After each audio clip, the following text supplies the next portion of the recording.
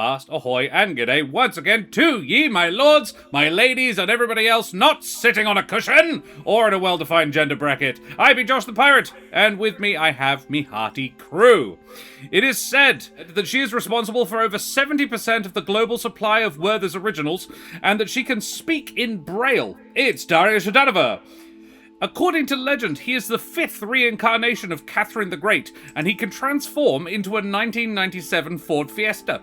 But rarely does so because his brakes are shot. It's John Best! I read somewhere that mentioning their name in any pub in Aberdeen will get you free drinks all night, but doing so on any wharf in Abergavenny will get a knife held to your throat and some very unkind words about your maternal ancestry. It's Ardanna, the law, right? And if rumours are true, she can lift 3 times her own body weight in chocolate, and she has the underground connections to acquire it, though none of it will be rum and raisin on account of Big Anthony. It's Karen, the mother of bunnies. Apparently all the specialty liquors in Austria were in fact created by this individual. But different creators have popped up over the years claiming, but they are all liars. There is only one liquor king of Austria, and it's Josh the Pirate. So let's talk about these lovely folks, shall we? Daria, who the heck are you? I'm Daria, I'm an artist. You can commission me for portraits and emotes and all that stuff if you want. And today I'm going to be playing a little mutant beaver Gedunk. That is true. One of those descriptions is their name. Which one? Yep. I think it's unfair to call him a mutant. He hasn't not in any way mutated. He's a cyborg. Oh, it's a cyborg, whatever. Cyborg beaver, way cooler, I think. John, who the heck are you? Hi, I'm John. I am an actor, dancer, and currently working in the world of tech, which is fun. It's not. I am playing a lovely idiot jock and having a ball of time doing so. Splendid. Ardanna, who the heck are you? Oh, sorry. Oi, you there. Yes, because Lilith isn't here. Yeah. She's probably working, speaking of. I am Ardanna, or Joe, or you there, like Josh told us. I am the GM and channel runner over at the Lorite, and today I will be playing Sharee, the lovable troublemaker / help to our dear captain? Question mark. It's possibly the best way to explain it is with that tone of voice as well. Even I don't know. And possibly the largest of the crew. That's true. And Karen, who the heck are you? Hi, I am Karen, sometimes known as the mother of bunnies. I'm a performer, a writer, an internet addict. And you can find me here on Corsair's Go. I was playing Skyrim on Tuesdays, but I have been so busy wearing the crown of Coughing Queen of Perth that I just haven't been able to the last month or so. So everyone send either prayers for good wishes for my upcoming specialist appointment, or should they fail to fix me, curses upon them and the next 3 generations of all their family. I'm on that one. They It's have also worth it to displeased note me you've been mightily. working the last 2 Tuesdays. I have also been working on Tuesdays, yes. I love the idea that Karen is walking around with a suitcase full of curses and blessings. Yeah, if I go in there and they're like, yeah, nah, there's nothing we can do for you, babe, I'll be like, Unleash a the curse upon you! curses. Everyone gets a curse! How dare you? You did this to me! I was better before! She really was.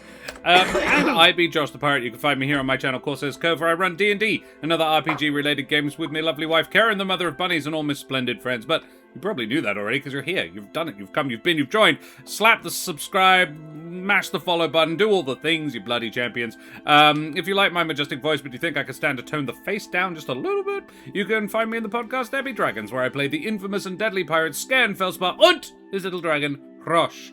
And occasionally over on the Law Race channel as well, because Ardanna and I enjoy hanging out. How is your fundraiser for the Trevor Project going, Ardanna? Absolutely splendid. Amazing.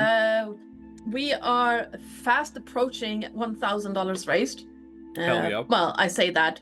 We have 225 left to go. which it would be doubling my original goal. Yeah. That's pretty awesome, dude. Congratulations, that's very cool. If people thank you. If anyone's interested in checking out the adventure I dragged Josh and Karen through, because of it, the finale is now on the YouTube channel. It is. I saw that.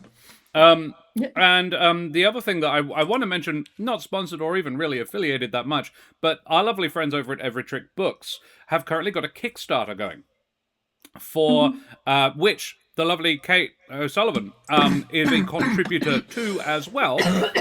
Kate wrote the Ranger subclass that is being published in this book.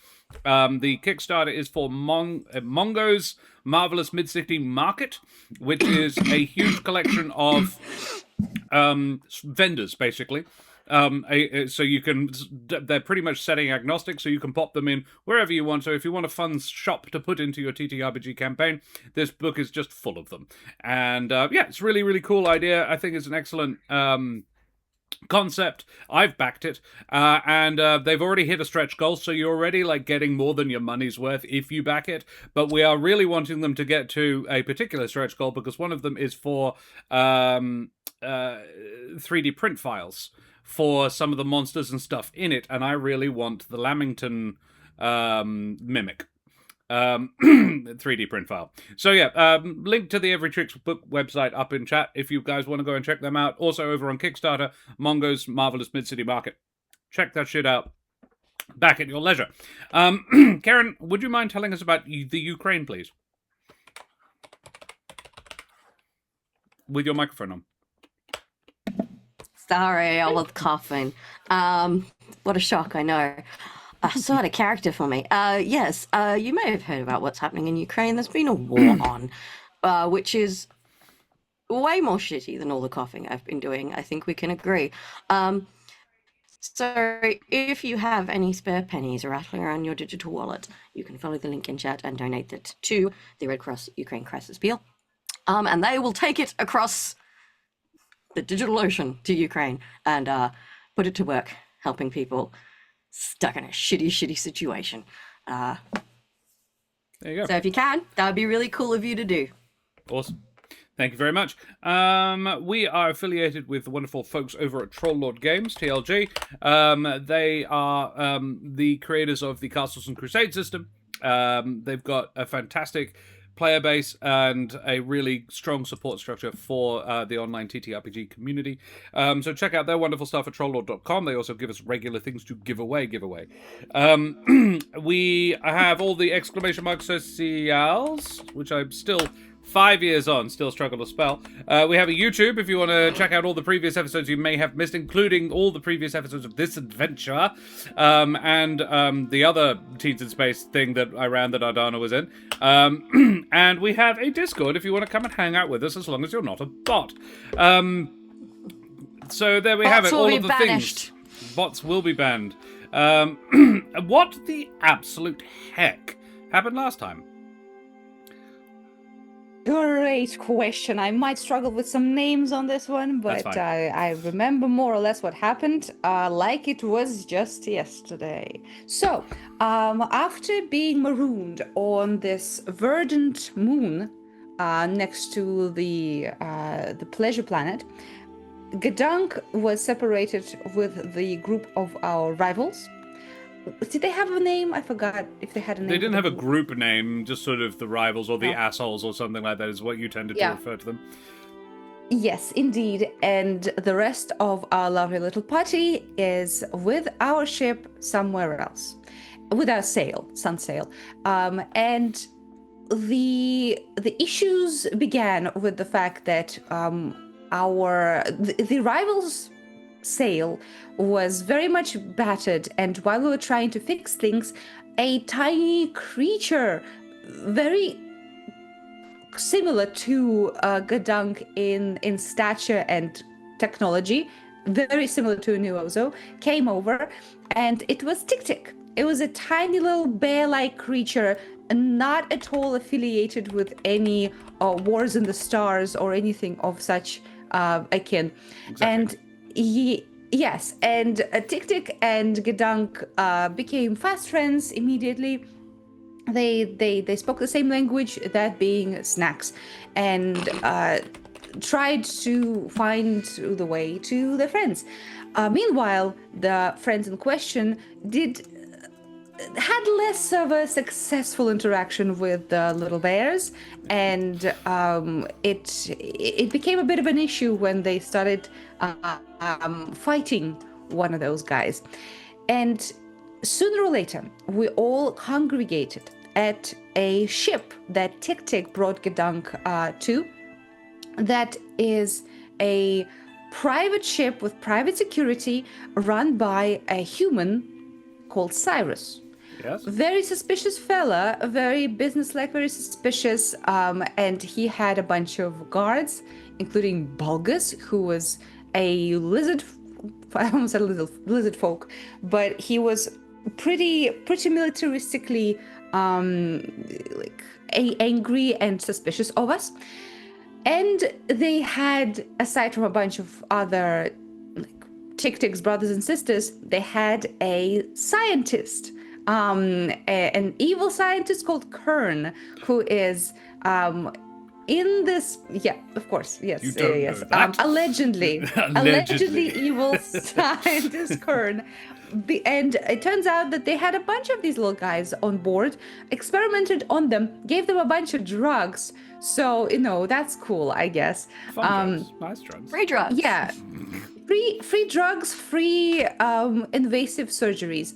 And Nothing while invasive. that is all, of course. It's of a course. collar. Nothing invasive. And drugs. Yeah, just a collar.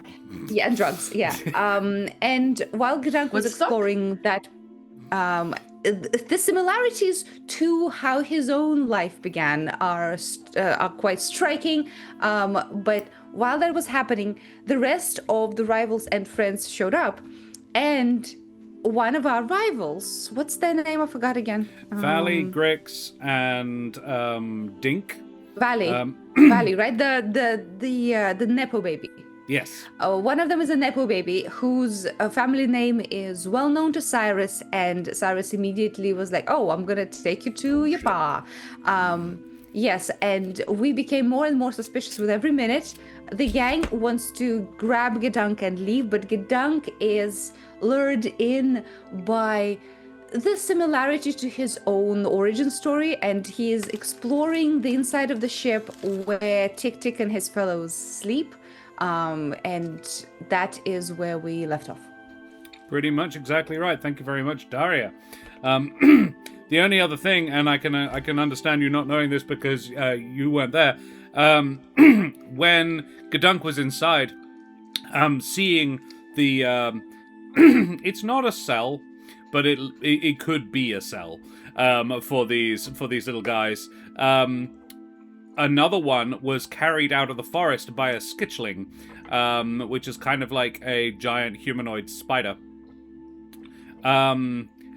With it under his arm, and it's like furious, like beating its little fists on him. And you guys know it as Tac-Tac.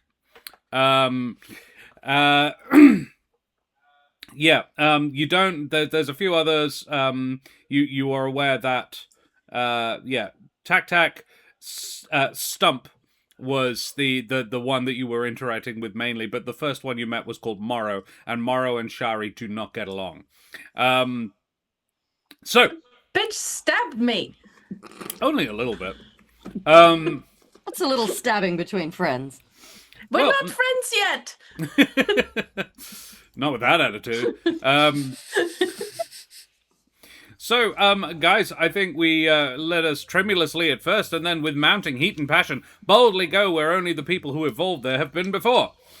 So, we return to Ivy, the fourth moon of Hypaxia, where the gang are in a pleasant little clearing, looking at a freshly discovered shuttlecraft, which, just before the others could do anything about it, Gedunk went and climbed aboard.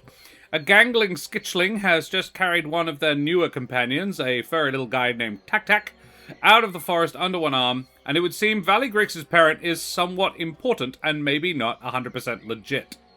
Ooh, Leon Shields just redeemed a D4 bonus for whom? You can choose Arlette or Gedunk. Leon, Karen, or Daria, who is it for? Kinneth, he's already got one! You already got one. It's a 2d4 bonus. Haha.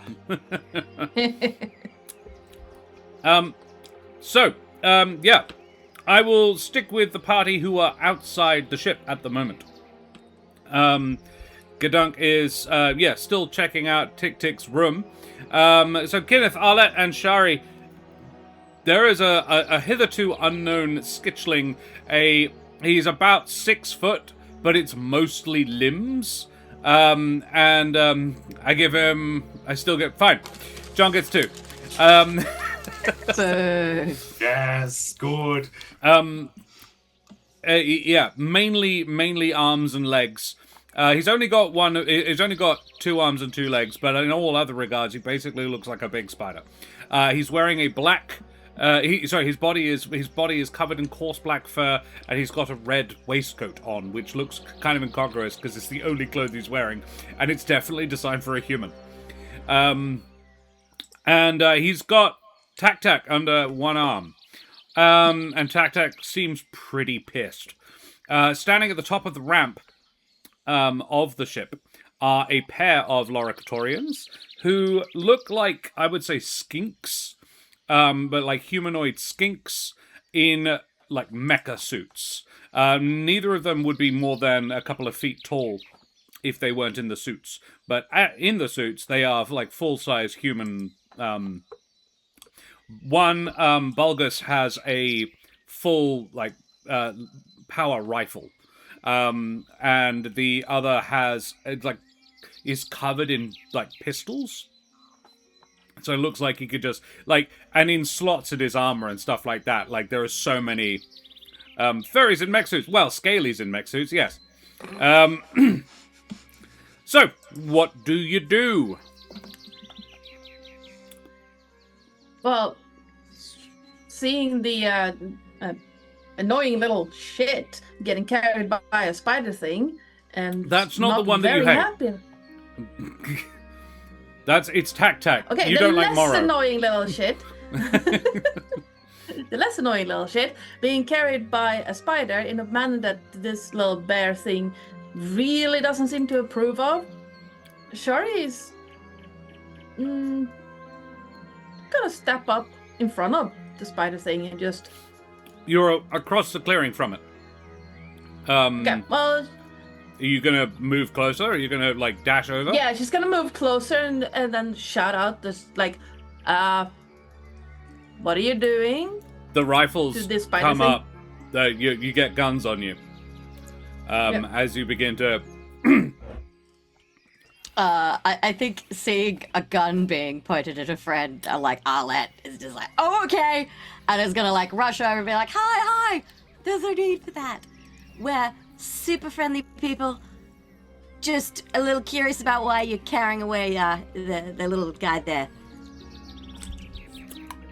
It is none of your concern, says Bulgus. Well, technically, violations of creatures' rights are everybody's concern. Because if some of us don't have rights, then none of us have rights. No, I mean, I want to be very clear. Nobody has stopped moving. The skitchling is kind of just ignoring Sharee, unless Sharee is physically interposing herself. In which case, my brawn skill is my worst. Checks would have to be made if you are wanting to physically prevent him. But she's gonna try. Yeah, she's gonna try to make herself look kind of big, even though she doesn't like the little bear thing. Because they're annoying. She doesn't. She likes what is happening even less. Sure. Not aggressively approaching. You could attempt a charm. Yeah, that's not bad. I can try that. And because just you're trying to intimidate, or yeah. Oh, it's a 10. That's a 10. If they do, Leon, that was not my intent. I'm trying to sound like a lizard, not a Russian. Oh, Russians are lizards! I knew it! I'd be leery of trying a Russian accent with diarrhea around. I would get the shit kicked out of me.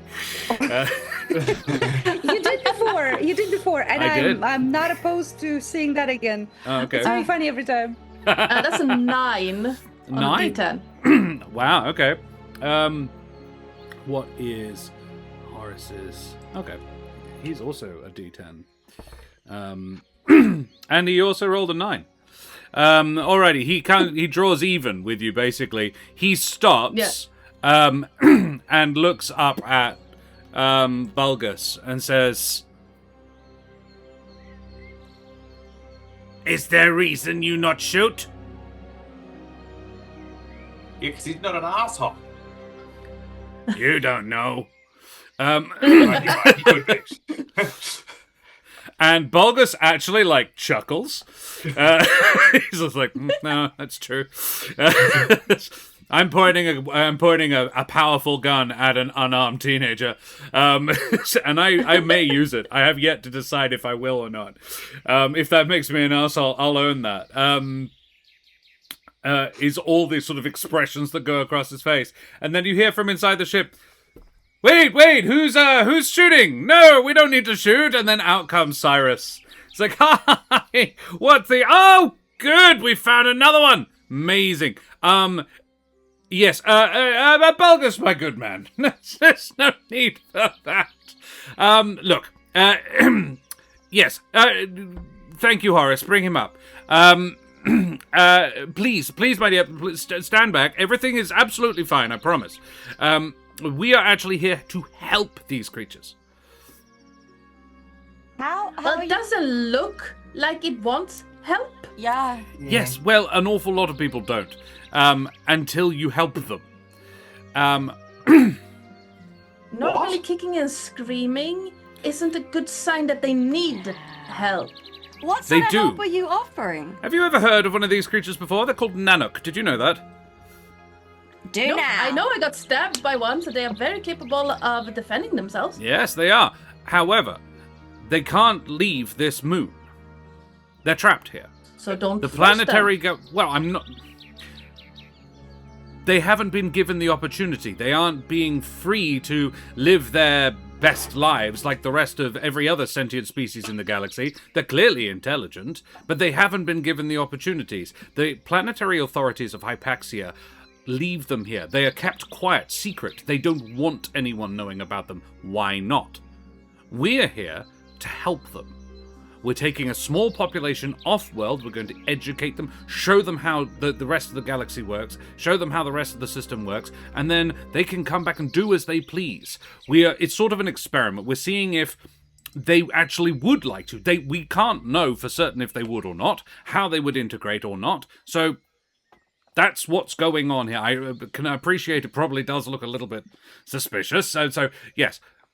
And as you've noted, they are kind of violent, which is why we have armed guards. But no one has been injured thus far. Your friend has met several, and they're very happy. Two questions. I didn't... Actually, 3. Didn't catch your name, and if I did, I don't remember it. 2. You have heard of my species, right? Yes, of course. I'm a Thrinian, and if someone came to my home and looked at the tribes and the way we live our lives there, and said, "Oh no, we're gonna pluck some of you because we don't think you have it good enough by our standards," we would be pissed off. But you were given... You have the choice. You have that option. You're here. Therefore, you can leave. They can't. Yes. They have no Yeah, but- choice. They've been denied it. Have you Okay. asked if they want? Yeah, exactly. Have you talked to them about this? Yes. There are several on my ship who are very happy to be on my ship and be happy to be leaving. They just don't... Well, drop that one then. That one doesn't want to go. Don't You make will him. in a minute, I promise. Yeah, because you Oh. convinced him. Also, the spider thing asked why your sentry didn't shoot me. Not very Yes, peaceful. look, Horace is not the best with people. But he's an excellent tracker and Clearly. I apologize for any threats there. That was absolutely unnecessary. Now, I will get your friend. Are you wanting to come with us? We're happy to give you a lift back to Hypaxia, of course. I understand you're stranded here. So you can either come with us or you can head off. I just want to be completely clear.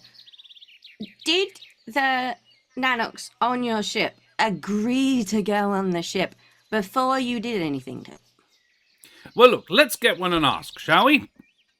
Do you want to come up? I'd prefer if it came out, to be honest. Right, come on then, Horace. And he goes in with Horace and Tac. And yeah, the other two Larkatorians sort of bar the entrance. You would have to go through them to get on board. But he's not stopping. But he's like, right, I'll go and get one for you to talk to then. Yeah, I will Why is quickly my ask. my worst? The two Loricatorians are still at the top of the ramp. I'm imagining you guys are pretty much clustered around the bottom of the ramp. Dink and Valley Grix are a little bit further back, probably in the middle of the clearing. Like, we are not with them. You guys, it's all good. We just want to leave. Reconsidering the whole going with them, at least Dink is. Valley's like, no, they know my dad, that's fine. So yes, one last, do you do anything? Or are you just going to wait for them to come back with people?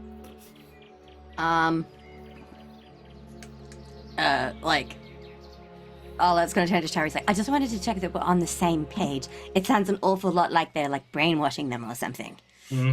Like, maybe they're giving them some sort of drug when they get them on the ship, and then they're like, this is the best place ever. I just, anthropologically, speaking as someone who has like a little bit of knowledge of like communicating with different cultures, it's generally considered polite to get to know them on their own turf.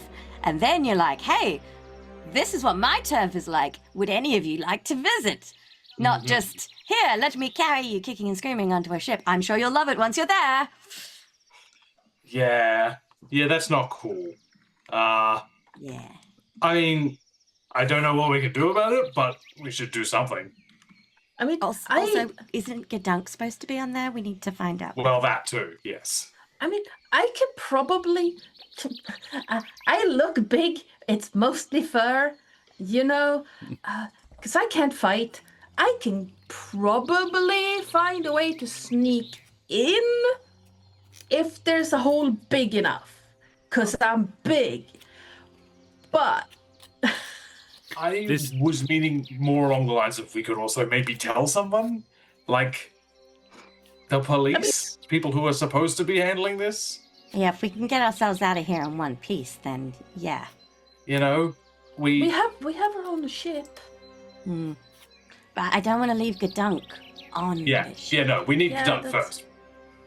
Yeah, we should get Gedunk and then just leave, and then we tell someone about this. Just because Gedunk was stupid enough to go on the ship doesn't mean we have to be mean enough to leave him there. Oh, so you say stupid. I say I'm propelling the story. I don't know. I'm going to have to use that. Both things are true. I did it for the plot, and you know it. All right. I think we have the chat, and then we definitely make sure we have Gedunk before we leave. And then maybe we see if we can follow them or do something to figure out where they are so that we can tell the police somehow. Because if what's happening is what we think is happening, it's very illegal, right? Like, and they have guns and stuff, so it's not like they're small time anything. Maybe the police should handle this. I'm not. There is one way we could try if the police won't listen to us, and that's telling Arlette's dad. Or uncle. Uncle. Don't think the uncle would help. Gedunk's but might. He's Uncle kind has of in jail for permission. 2 to 15 years. I meant like, well, if he's in jail, then he talks to people who are also in jail who might know someone on the outside who might put a stop to this. Yeah. Maybe. If the That's police won't possible. listen to us, that is. I mean, I believe he is in jail with Gedunk's dad. I think in the character building. Yeah. Cool. Alrighty. So you guys are having a muttered conversation, presumably slightly drawn back from the ramp so that you cannot be overheard by the two Loricatorians who are like, the guns are still in hand. They're not pointed at you, but they're not lowered exactly yet. Gedunk, you're in the Nanuq bedroom on board, and Ticktick has just brought you in. He's showing you his room, and he's like, he's a one stay.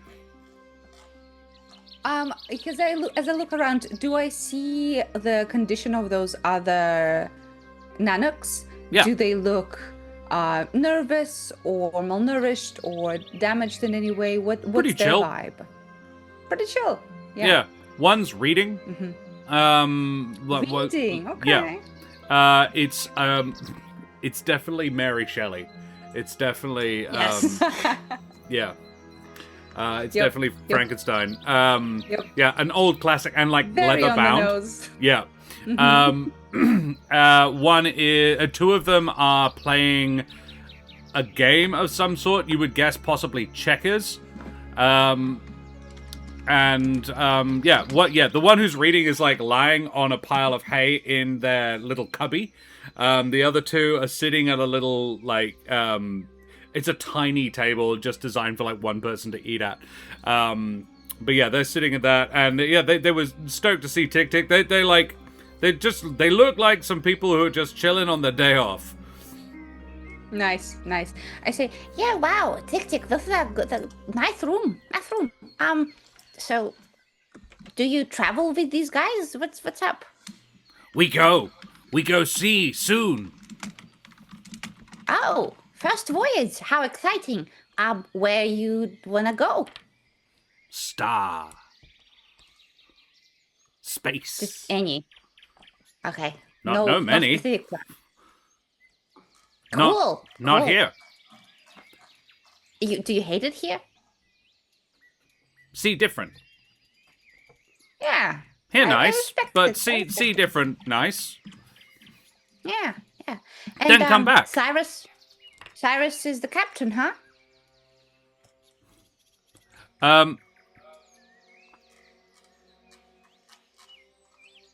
Yeah, I think he would say, Cyrus' friend. I see. How do I approach this? He'll be like, well, Coroner's friend, Cyrus's friend, but why? What do they want from you guys? They help. Make smart. With no personal agendas of their own.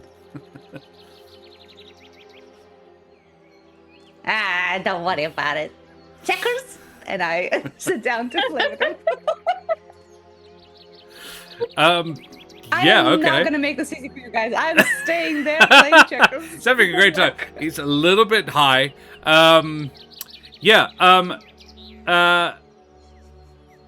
Kern comes in. He says, hello!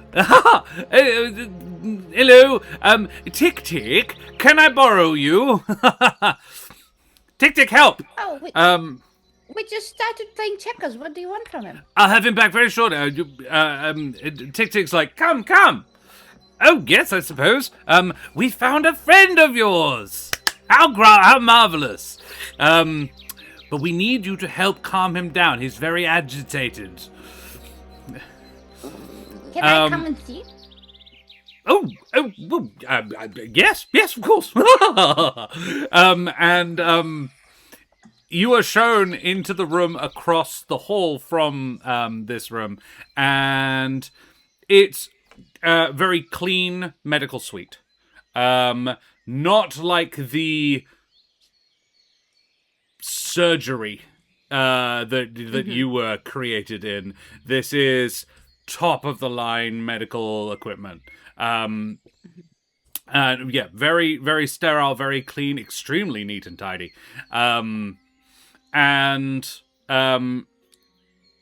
In the dentist chair in the middle, essentially, is a Nanuq who is thrashing. Just furiously trying to get out. He does not have the collar on. And Ticktick comes and goes, Tack! And Tack looks up and goes, Ticktick! And then jitters something that you don't know what it means. But it probably is something along the lines of, fucking do something, man! It has that sort of tone about it. And Tick says, no, Tack, good, Tack, good. And he grabs Tack's hand and is like patting it. Like, no, good. Can't help. And Kern goes, yes, thank you, Tick. Very helpful. This is what we're doing. This is good thing, Gedunk. Look. And he shows you. He gets the collar out, and it's pretty much just basically a leather band, with a metal box on one part of it. And you can see, you're familiar with the design from the outside. The inside, however, is a bunch of like circuit boards and wiring and stuff. The bit that would be pressed against the skin. And he is making some final modifications to it, holding it up against Tack's neck. And holding it for a few seconds to see if anything happens. And the first couple of times, he's like, no, it's just got to make some final modifications, you see. Yes, it's hip, hold it, yes, it's okay. What's the word? So, like, hitum baba. He presses it up, and Tack's eyes kind of glaze over for a minute, as he holds it. Possibly. And then Tack sort of shakes his head and he pulls it back. He's like, no, okay, that's a little bit. Need to be a little bit. Would you like to help, Gedunk? Yes, absolutely. I would love to take a look. I dabble myself. You do. Oh, splendid. Come. And he helps you. He doesn't lift you himself, but he provides a stool for you to clamber up so that you can see what he's doing. Lays it out on the bench top, and he says, "We're really trying to adjust it so it sort of meshes with his brain waves. So basically, to harness his latent intelligence, and sort of it does a sort of a slight neural reprogram." Very temporary, completely reversible. Basically, take the collar off, it goes back to where he was. But it sort of, it adjusts the speech center of his brain, essentially. Switches him from his language to ours. May I use with one? I have 2 adversity tokens. May I use one of my adversity tokens on intuitive? Oh, intuitive. Yes. I can ask GM about your surroundings, an NPC or the like, and the GM must answer honestly. When he says that all the scholar does is just translate his language to ours, do I believe him? No. Nah, okay, nah. Yeah, No. that's what I was fucking thinking. Like, This, it's clear that he's doing more than that. Can you roll a brains check? Absolutely, I can. My brains is D20. Yippee! Now, yes. It's now, yes. Okay, 17 plus 1, 18. Okay. An 18, this increases their intelligence. It doesn't just make them able to speak your language. It actively makes them smarter. It probably also has secondary effects. If it can alter one part of their brain, if it can modify or suppress different bits of their personality and their emotions, it can definitely do more than that. I see. Yeah. So definitely like changes their emotional state, makes them more passive, perhaps more susceptible to control, all that kind of stuff. All of that. Okay. Yes.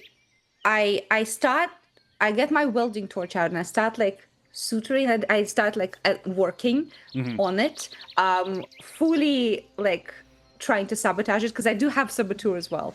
Yeah. But I'm trying to look like I'm working on it. I'm saying, Professor Kern, may I call you Professor Kern? Oh, you can if you like. I've never professed. Of course. I've doctored, if you prefer. Oh, you're a doctor, of course, of Yes, course. So, yes. Doctor. In good standing. Fascinating bit of... Yes, fascinating bits of technology. Very, very beautiful work. Design is yours, I assume. Oh, that's very kind of you to say. Oh, yes. Well, Oh, mostly. beautiful. Of course. But I can't help but ask, who is who is footing the bill for this cutting edge technology and research? What is the project is all about? Oof. Can I get a charm check, please, Gedunk? I'm not a charming fella. It's a D4. You can do it, Gedunk. Did I get any We believe in cool you. shit from chat? Nope. Oh no, I don't think no. My charm is not what it used to be. Oh, 3! It's almost as much as I can get. He just got a 15 to resist you. He exploded on an 8. So yeah, he got an 8 and then a 7. He did pretty well too. He was like, I am afraid I am not at liberty to divulge. But we are well funded. Oh, but of course, NDAs. Yes, NDAs and all that. I understand. It is an issue of non-disclosure agreement, I'm afraid. You were looking to do marvelous work there. This is an opposed brains check, Gedunk. Because he is obviously monitoring what you are doing to his shit, and he is not an idiot. So yeah, we will have an opposed brains check. Whoa. Okay. I'm gonna use my DM's inspiration. Okay. Oh, you bitch. I got a 16. I got a 19 on the second roll. Fuck you. Fuck you. Do I have an inspiration? I don't have nothing. I've had that inspiration for so long. Because I rolled a 4 the first time. I was like, fuck this, on the D20. And he says, no. I think you did, with a 16, your intention to sabotage is not clear. It's just that you haven't managed to. But I'm not doing a good job. Yeah. No. I'm so sorry. That's very delicate. Thank you though. Well, here, let me. I'll just. And he takes it off you. And he says, "It's just tweak that and pop that bit back in. There we are. Shall we have it to go? Here we go. All right, let's try. And it's very good. It's Kihum Baba. Is that it? Kihum Baba. There we are. And he, Tac kind of goes still, and the pupils in his eyes grow, and he's like, Tick-tick? Tac-tac!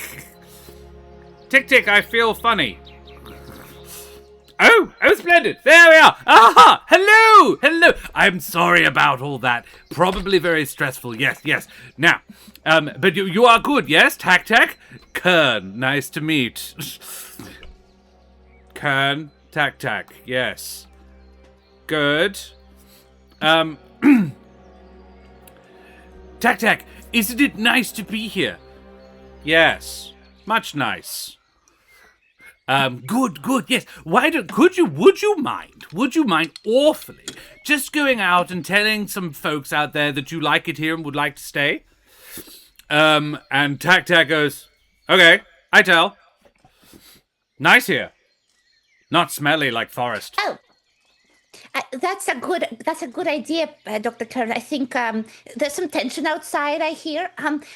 Tell you what. I'm gonna help deliver the message. I'm gonna, they see us absolutely. being friends and Absolutely. Yes. Here, just a moment though. And Gedunk, can you please make me What? a flight check? A flight check. For what exactly? For what possible reason would you want me to do a flight check for you? Oh boy. Oh boy. It's an 8. Oh boy. Okay. Oh. Good. Okay. Don't worry about it. Yeah. Kern has just gone over to a set of drawers and he's just rummaging through it. He's like, here it is. Looks up at you, and outside, Ticktick has come to the top of the ramp and says, Oh, am I not with him? No. Sorry. You will be. He went ahead. You were going to come in just a moment. The doctor was holding up like an orb, like a little, probably about the size, metal and about the size of a baseball. He was just pressing a couple of buttons on it. He's like, I wanted to show you this. Ticktick gets to the top of the ramp, and it's the same guy. You reckon because he's wearing the same couple of bits and pieces, like a bandolier, and he says like, "Hello, I Ticktick. I stay with Ticktick. I stay with Kern and Ticktick. It good. It nice in here. I stay." It's just that you really didn't want to go in there. Yeah. And we are naturally Mind? concerned that you are okay. Ticktick was stupid before. Ticktick fine. Yeah, but we didn't ask if you were stupid. Like, what made you change your mind? Be smart. Much better. You like being smart. You like be smart? You want be dumb? I mean, look, there are moments. Well, why can't you be smart and stay here? One stay. You take? Like, That's right. you're gonna take me? You're gonna take me away? No? Oh. No. Could you do Well, there you have it. Ticktick wants to stay. And here's your friend. And Gedunk, you come to the top of the ramp. Okay. Gedunk comes to the top of the ramp. Ticktick waves to you and goes back up the corridor, back to the room. Ticktick also said goodbye to you on your way down the corridor, and you sort of walked past. Ticktick and Ticktick went first. You were left alone with Kern very briefly, and then you walk down the corridor, you're now so now Gedunk is standing in between the Larkatorians. Gedunk! Hello. okay? Yeah, it's great in here. Fascinating research, fascinating stuff. Is it great? Do you want to stay Yes. on the ship? It's very good. I think we all should stay and then talk to Kern. Very interesting scientist. Hey, Gedunk. I Yeah. was just wondering, was there anything on the ship that looked really chewable to you? They have some hay. Just hay, nothing else? Maybe wires. I haven't found any, nor would I want to. I would never sabotage the ship. I look at the Like, Arlette turns to Sharee again and is like, something is wrong. That is not the Gedunk I know. Cyrus comes up and says, you can stay if you like, Gedunk, but your friends were wanting to take you back, so you can. We're not going to keep you here against your will. You can head off if you want. Oh no, Biff Boss! I'm fascinated. I want to talk to Kern more. He is making some serious waves in the scientific community. That he is. Gedunk, what if I asked you to come with us as a favor to a dear personal friend? Gedunk, there is I nothing would. stopping you wanting to. Yeah. You can leave if you want. I know. Yeah, I know. I would. This is just, this is such an opportunity. It's It's like Arlette's kind of like, I really, really think you should come with us, Gedunk. Cyrus, could you excuse me for a second? I will go assuage the fears of my pals before I come back. Of course. And look, if you want to come with us, you're welcome to, my young friend. Yes. Arlette's just like I looking daggers at trot this. over. I'm all about personal freedoms, kiddo. Can I make some kind of a check to be like, what is Gedunk okay? Has anything changed? So we've what are you looking? Is that what you're watching to see, or are you perceiving? Like, what are you doing? How do you find that out? I guess I'm looking for anything obvious, but also running it against, like, what triggered it was his behavior. Okay. So brains, I think. I mean, it was probably going to be brains anyway, but Yeah. All right. Let's have a look. What's this? That's not a 12. This is a 12. good. I got a 6, but maybe I'll use one of my 2d4s. Yeah. Not a bad idea. Why Don't not? waste the generosity of chat. Yeah. There we go. Okay, another 2, so an 8. I know. Okay. He's definitely odd. He's definitely off. You were, however, told that he did take drugs. Okay. He's not wearing a collar. Okay. And he is looking a little floaty. His movements are a bit weird, but Valley told you that he did take drugs. Uh-huh. Okay.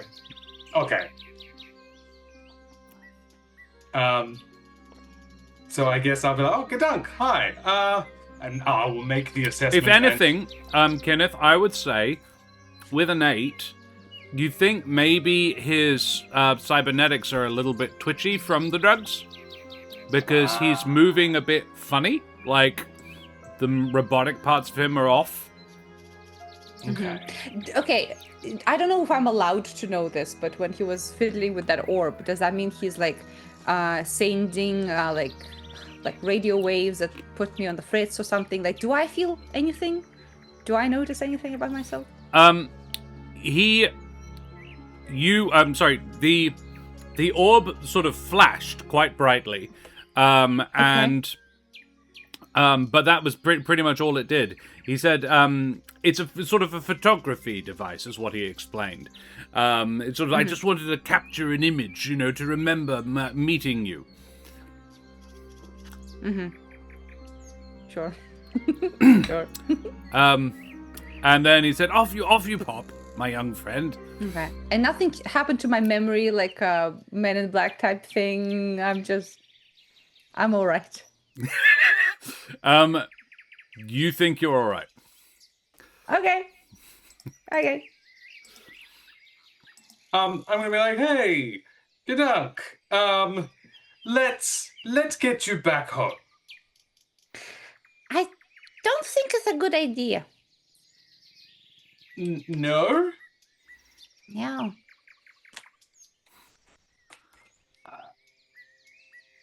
Why? How far are we from the fellas? How far Can do they you want to hear be? us? Do you want to I be wanna far enough be- that they can't hear you? Because Yeah. you can go that far. Yeah, absolutely. Yeah. Yeah. Fuck me. I mistrust everything in this place. I take my friend by the hand, and I'm saying, I think we should stay. Kinneth. No, not Kinneth. Sharee and Arlette. Brains checks, please. Oh, why? Brains. Okay. Oh, is there something suspicious about this situation? everything suspicious about the situation.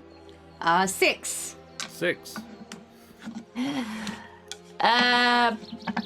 That's a 2. Okay, Sharee doesn't notice this. Kinneth doesn't notice this because He's the owner of the hand. Arlette, you notice that Gedunk's hand kind of passes through Kinneth's. What, I'm a ghost? I'm not a ghost. He took my corporeal form.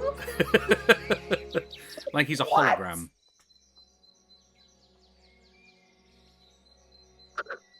Fuck you.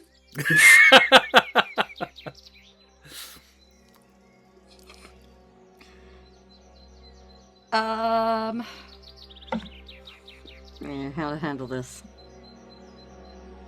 Guys, I really think we should stay. I think there's things to explore here, friends to make. And I kind of put some highlight on the word friends. Friends to make. Ah, yes.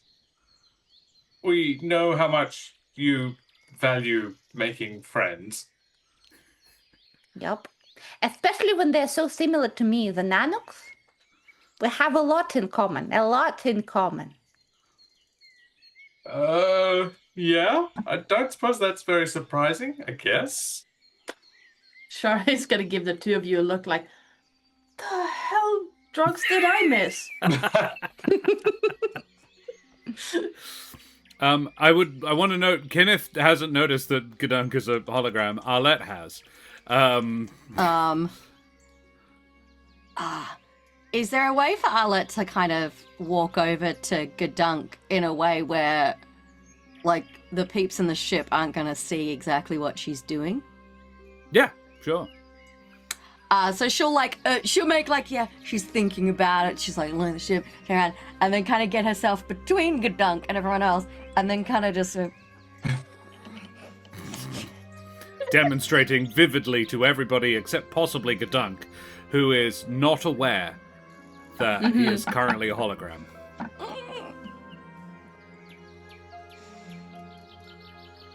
and then Yeah, Arlette's I'm gonna melt. go back. I'm gonna go back, tell them that I'm staying. You guys, if you want to, you can go, but I think I should stay. You know what?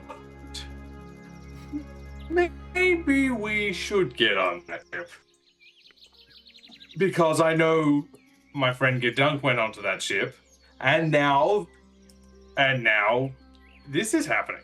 Yes, we should go on the ship with our good friend Gedunk. Yeah. Oh, good. I've A always normal wanted conversation, to by the way. And Gedunk's I've like, always wanted to see how a ship like this flies. So much knowledge to experience. Come on, Gedunk, lead the way. I did them back. great. Oh, balls. Dink's like, oh, cool. We all going? And Valley's like, right, yeah, Looks like it. cool. Screw Marthos, I guess. Hanging behind it's so funny. There is a ship you can take if you want. It's in that general direction. I mean, we definitely should pick up Mothos, though. Sorry, Cyrus, we have one friend who kind of is stuck behind with our broken sail. Can we, like, fly over on this ship to grab him before we leave the planet? He says, another, right, yes. May I inquire what species? A cumulus. Ah, I see. Right, yes. That's probably not a problem. Bulgus? Bulgus here is a fantastic mechanic. So Bulgus will go and help your Cumulusarian friend fix your skiff, and he and your friend can sail it back to Hypaxia. Meet us there. How's that? Well, that's very good. But also, I believe we need our skiff picked up to collect on the Yeah, to get the bond down back. payment. Yeah, I thought. Right, What right, I if see. Could. Well, why don't you go and What if- does yours fly? Oh no, we didn't land it very well at all. Well, then we'll take you back, and you can pick it. You can send somebody for. I'm afraid we're not a taxi service, kiddos. This is we're helping you out as a sort of a kindness. I'm not offering infinite rides all over the cosmos. I hope you appreciate. Of course, we appreciate it. But say one of the lizard guards could grab out, and both will be back at the same time. Well, but I thought you said yours doesn't fly. I made it. well, if they're able to fix Theirs it. doesn't fly, but they've fixed it. Jesus. Well, I wouldn't say it can move ours. It doesn't really fly. Yes. Look, I think best is if I'll send Bulgus to I'll send Bulgus to he doesn't stop, he doesn't put it. It's like I'll send Bulgus to deal with your Cumulusarian friend, and the rest of us can make our way back to Hypaxia. All right. Well, you're hopping on board. All aboard. Bulgus nods, and he does not holster his weapon, but he does head off through the forest. Good. Dink looks at Valley as you're all kind of being ushered aboard, and Kinneth and I would say Kinneth and Gedunk overhear him very, very quietly say, "Should we be worried for Mothos?" And Valley goes, "I'd be more worried for us, dude." No, actually, Valley would go, "I mean, I'm fine, but I'd be more worried for you." Friends, I think you should absolutely see a wondrous work that Dr. Kern is doing. And I say that to my friends and to these shitheads. And I say, Cyrus, may I take them to the laboratory to see? It's really cool. Cyrus goes, "I don't see any particularly good reason why not." And looks at the other Loricatorian and says, "Take them and show them, would you?" And the Loricatorian presses the button to close the ship door, the hatch, and sealing you guys within the vessel. And Gedunk leads you back to the laboratory with the other Loricatorian. Nax is his name. He says he presses the button, in you go, and says, "In you pop then." And Gedunk leads the way in. Oh, you came back. Oh, splendid. Yes, says Kern. Kern is sort of bent over a secondary table up the back of the room, and he turns around and says, "Oh!" and presses a button, and a sort of opaque force field springs up around the bed that he was working on, and says, "That is totally not me." Splendid. Gedunk, I thought. Well, no, I'm really glad. That's lovely. And you are a pleasure to meet you. I am Dr. Kern.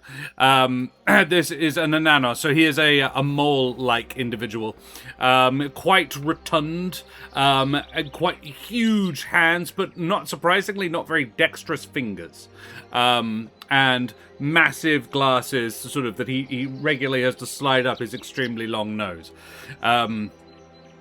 And he says, "Well, welcome, Gedunk, my dears." And he quite genteelly bows to Sharee and Arlette. These are my wonderful friends, Kinneth, Arlette, and Sharee, and some other idiots. But also, I just really wanted them to see Dink your and work. Valley did not come with. Oh, shit, okay. Unfortunate for me, but that's fine. That's fine. And I say, look, guys, he's working on this fascinating technology. And I point at some parts of the collars and say, not only do they let these wonderful Nanuq talk, they enhance them in ways that no one could think possible. No. it's not particularly enhancing, just unlocking. I think latent, dormant bits of the brain. Yes. Um, But yeah, it's fascinating to go. is Gedunk normally disinterested in technology, and particularly in this kind of technology, or is there like a history of not liking this kind of stuff? May I answer to the best of my ability? Absolutely can. Yeah. Every time we've been on a new ship, Gedunk would beeline it to the med bay to check if anyone has done anything like happened to him to others. When we were on that freighter, he checked the med bay to see if anyone was like taken and something happened to them the way he was. And I think you'd know from his demeanor that he's like trying to be fake nice and stuff, but murder is in his eyes for sure. Oh, think- right. So, Yeah. like, head to the med bay to see if anybody's done anything like what happened to him to prevent it from happening again, not out of like, Yup. yay, curiosity. which- Yup. Yup. Okay. Yup. So this is And weird. He was very happy. He was very happy that Bulgus, the guy who with the happy trigger finger, is gone from the Okay. ship.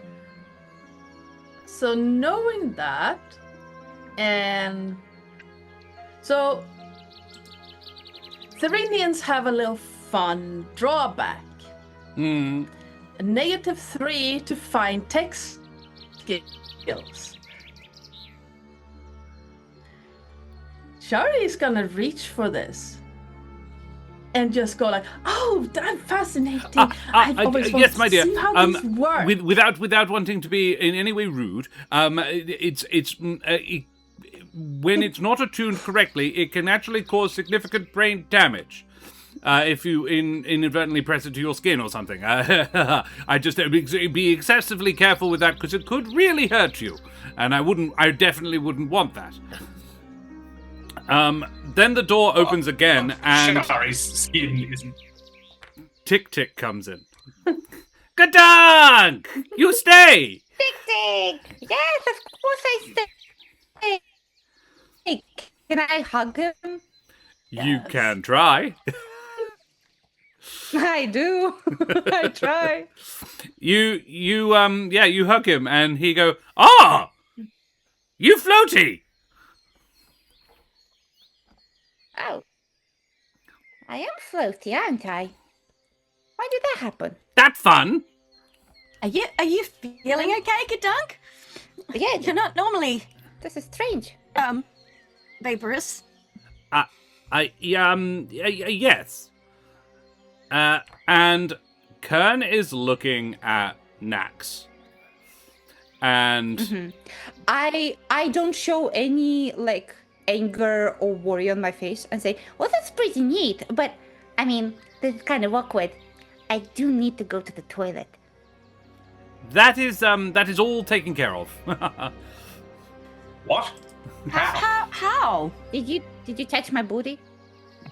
In a completely professional capacity, I promise. Anyway, Mr. Nax, anytime you like. And Can I try something? please, Sharee, save us, so- please. Because Sharee's still like she's making sure not to touch the inside of the collar after what the guy said. yeah, She's gonna grab the outside and then just take a half step towards Nax. Nax's gun comes up, and Nax is going to shoot you. Oh shit. I think We're Kinneth would initiating like combat at this point. Good idea though. If you can put it on Nags, that's good. Oh, no, That's good. She's going for skin to thing contact. She doesn't matter. She Yeah, doesn't yeah, care if it goes You- around his neck. You might struggle with Nax because he's Yeah. fully enclosed in a mecha suit. That's true. Oh, But He doesn't not know that. I didn't Kern. think about that. Oh yeah. But the problem is, Kern is the one Kern is who a- did the, I mean, the hologramification I'm to me. I'm gonna say, Sharee, the faceplate is up. but pretty much the rest of it. So it would be quite difficult, but you could insert the thing through the faceplate. You got this. You got this. But yeah, Nax brings up a weapon and fires it at you. Shit. Nax got a 19. What would I need for that? Guts, I believe. Or, no, grit. Sorry, grit. That's the... Great. Or flight. I think it's to dodge. Yeah, then it would be a flight, because Yeah. that's the better, higher one. Okay. That's a 13. A 13. Sharee, you get shot. Okay, wait. Because That's crazy. the way the combat works in this is the difference between the rolls, isn't it? Yes. And it's not great. Because that's 6 points. That's 6 so points. It's quite severe. Let me check, because I've got a couple of links, and I want to see exactly what the traits that I took do. Because one of them I think is about protecting crewmates. Yes, you did take one of those. Yes. Yes, I'm just trying to find the link now. Where is... Okay, while you're looking that up, GM, do I understand correctly that I'm fully incorporeal and I You can't are. participate in a fight in a very not obvious not way? physically, no. You are, as I imagine you have probably intuited, Yep. in an induced coma on the bed over there. Yeah. And Yep. this is the flashing light was you being knocked unconscious and being rendered into a hologrammatic form, and it Yep. kind of just your memory jumped to Yep. waking back up, and then it's like, there you go then, off you pop, thanks for looking at the thing. It was very much a Men in Black style, yeah. Yeah. In that case, I don't know what the order of like events in here is, but because I can't be harmed, I also can't harm this guy. I would like to position myself in front of this guy to like become a visual obstruction for him. Okay. All right. Yeah. If possible. I don't know what that would be, but like if I'm visibly myself, but I just can't be like physically touched, I'm just gonna like push my body towards him to like try and obscure his vision as much as I can. So, you would be aware that Gedunk is good on tech. It's probably a logical thing to assume that the hologrammatic emitter is the little ball that he was holding up. So you probably do actually have a physical form. It's just very small. Okay, so It's the in ball. my core somewhere there's a floating There's a little ball. floaty ball. Yeah. That's cool. I don't know what to do with that information. I can't control it. I don't but my think. point is, you can be hurt if he hits the thing that's floating around inside of you. But it's significantly less risky than anybody else. Yeah. I'm just finding combat rules in this because I don't think I've ever actually run combat in this game before. I'm just trying to think what the fuck Arlette is gonna do, because, like, she ain't good at fighting. Injured If or you damaged. can- The defender is fairly If hurt, you- and until you get appropriate care, should be both narrative and mechanical consequences. Blaster hits them and they need medical attention soon to prevent it from causing permanent damage. They're likely dazed or concussed, but they can keep going. The rib is going to hurt for a few days and breathing might sting for a few hours. The ship sustains some damage, but you'll need to spend some credits to repair. And at the DM's discretion, you might have some penalties to checks to do so. That sort of thing. I will say, Sharee, you lose the you take the shot to your left shoulder, and your left arm kind of goes numb. You're bleeding. It's not life threatening, but it's definitely probably the most pain you've ever experienced. And yeah, it's at least moderately incapacitating. It is from Kinneth's perspective. It was probably a shot. From Arlette's perspective, it was definitely a shot to kill. Damn. Yeah. Kinneth is And I think- nowhere near as certain of that.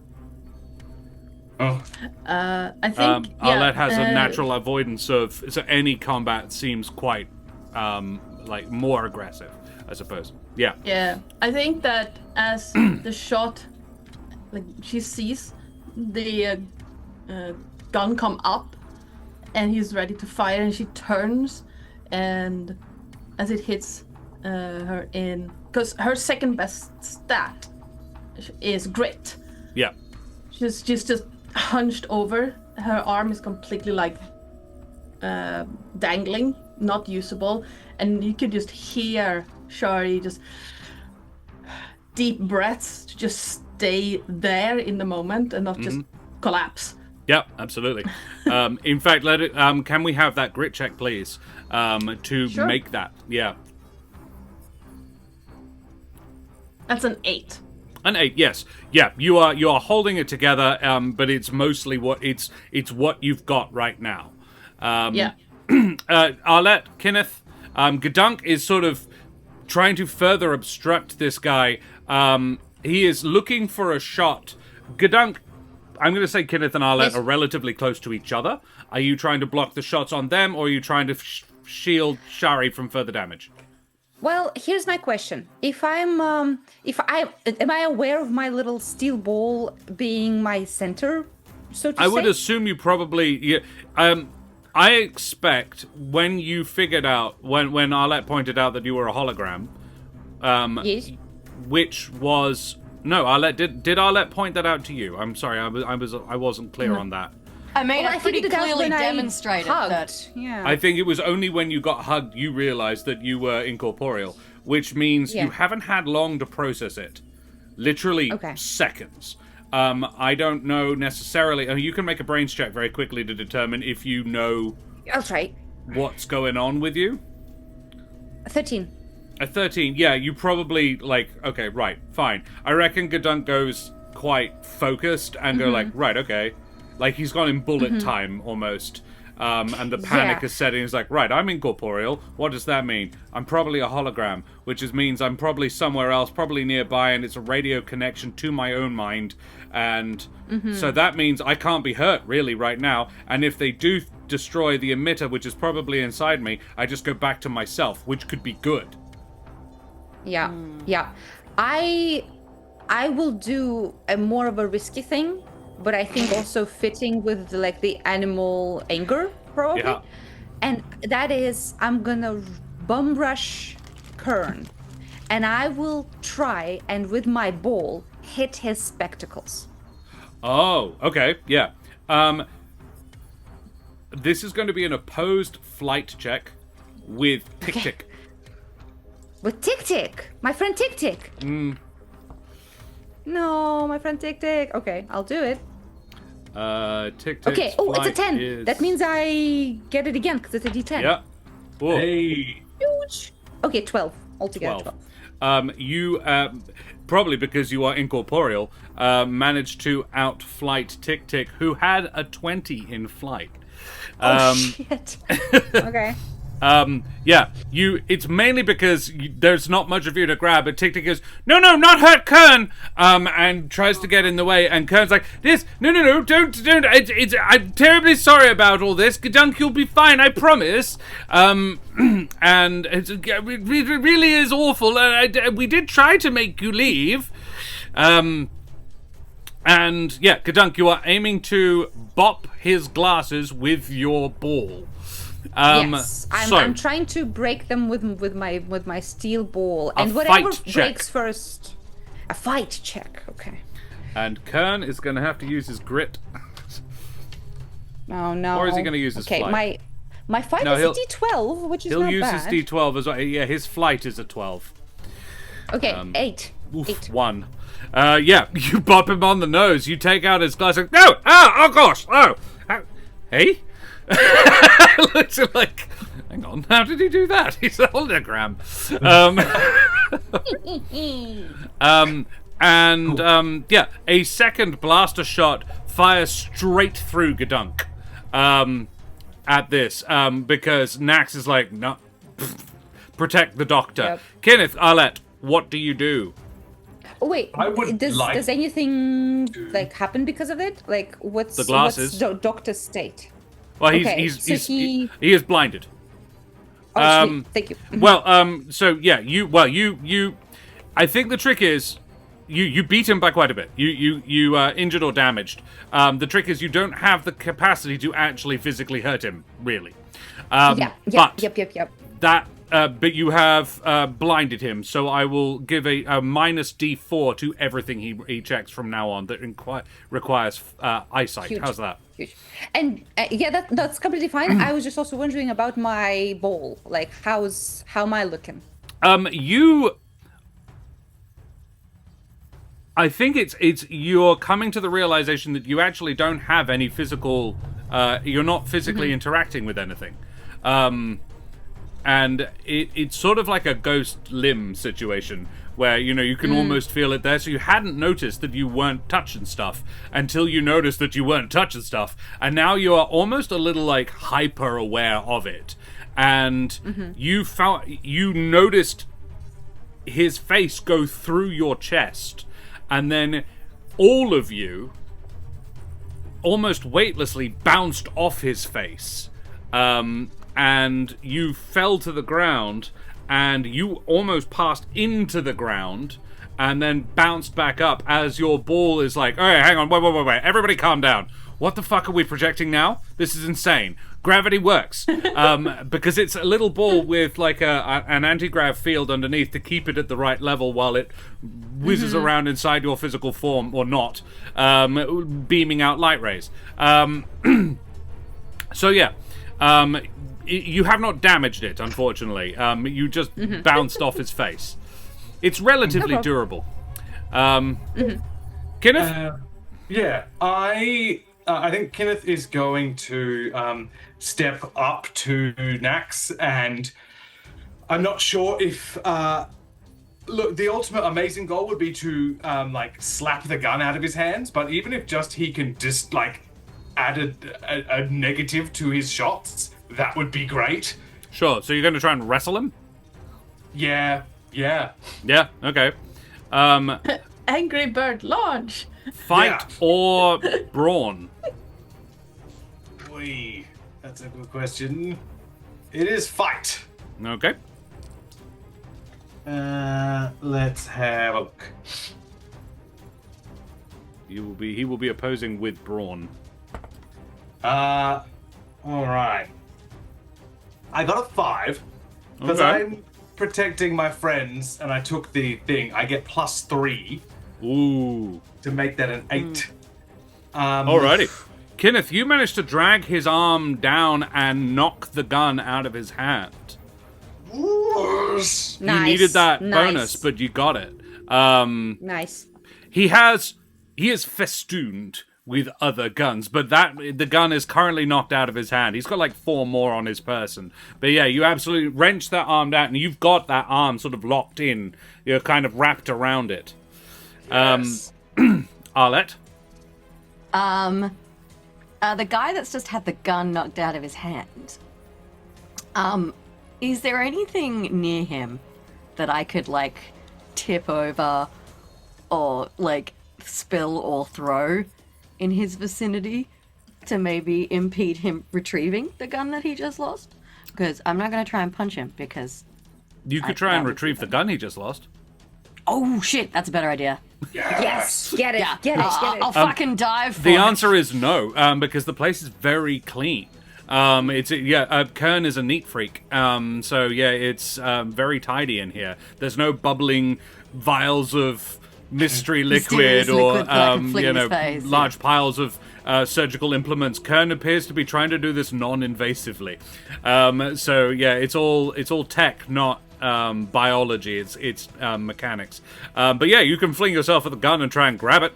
I would love to fling myself dramatically at the gun. I would see say if I can- flight check, and Nax will attempt to kick the gun away so that you can't grab it. 12. Alrighty. He does manage to... I rolled his fight against your and he managed to kick the gun into the corner of the room.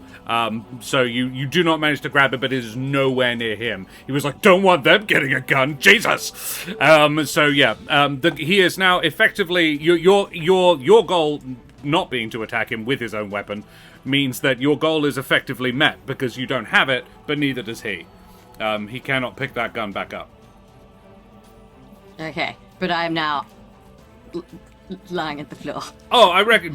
Did you dive and try and grab it, or did you just sort of reach down and pick it up? I swan dive towards this gun. Oh, okay, yeah. In which case, you crashed into his leg, you are now sort of. Yeah, it would impede his movement a bit. I latch onto his leg like a sort of wrap around him. pastel-coloured limpet. Am I still on his arm? Yes. I'm going to say both of you on his right side. Arlette has his right leg and Kinneth has his right arm, and he's just like, "God damn it!" Yes. Kern's like, "I thought you were good at this." Who said that? Not you.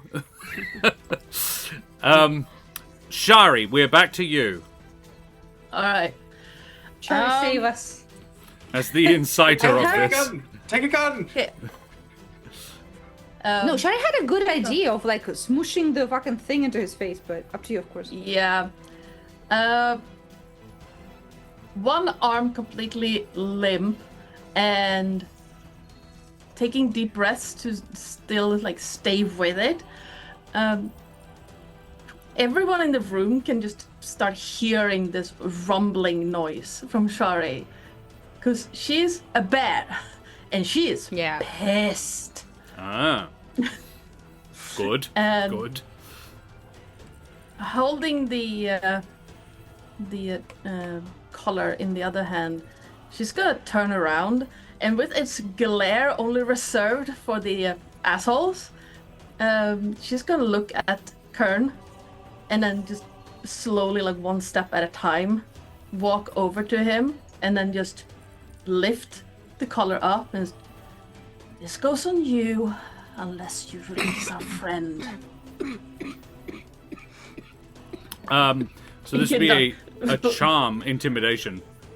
Yeah. I'm not great at that, but she can't fight in this state, and she knows fair. it. She can't run. Don't you have 3 more arms? No, I'm a bear. Oh, I thought you had 4 arms for some reason. I don't know why. Everyone has 4 arms, but only 2. I got jokes. I know. He shoots us and then he has jokes. I am going to use an adversity token to re-roll that because You do have a D4 bonus. I'm gonna roll that too. My first roll was a 1, so we're re-rolling that. Okay, that's a 9. Nice. And 11. Nice. D10. Where I'm not sure where you get adversity tokens can be used to re-roll things. They can add a +1 to a stat check. I have lucky. Oh, lucky. Right. Yeah. That's huge. So that's very powerful. Yeah, that's very strong. But I used my last adversity token to re-roll that one. Okay. So, How did you do? Sorry. 11. 11 total. And you used that D4? Yep. Okay. I rolled a 9 and rolled a 2 on the D4. He says, yes, yeah, of course. Absolutely. Whatever you say, dear. I am terribly sorry about this. This is not really my field. I'm in it for the science, you see. Nax is going to... I didn't catch that at all, my love. Sorry, I muted myself. Like, I love that. It's like, I'm in it for the science! Nax is going to use the fact that Kinneth is currently on his arm to lift his arm and headbutt you. Shit. Oh, fuck. Like, try headbutting your own foot, dickhead! John, can you please make me a brawn... it'd be grit, I think, this one. Yes. Do that. Ooh. Okay. That's a 15. You comfortably beat him. It is he rolled a 2. Nice. Yeah, it's just he can't get the angle on it.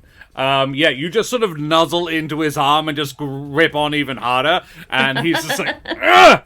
And then he is going to lash out and try and kick Arlette off. Arlette, can I get a brawn check from you as well, please? This might be where it all goes sideways, folks. 5. I rolled 3. Nice. I'm gonna say that between the two of you, you overbalance him. Arlette wrapped around his leg. He collapses to the ground. Arlette's like latched on and he's like, shouldn't have skipped leg day.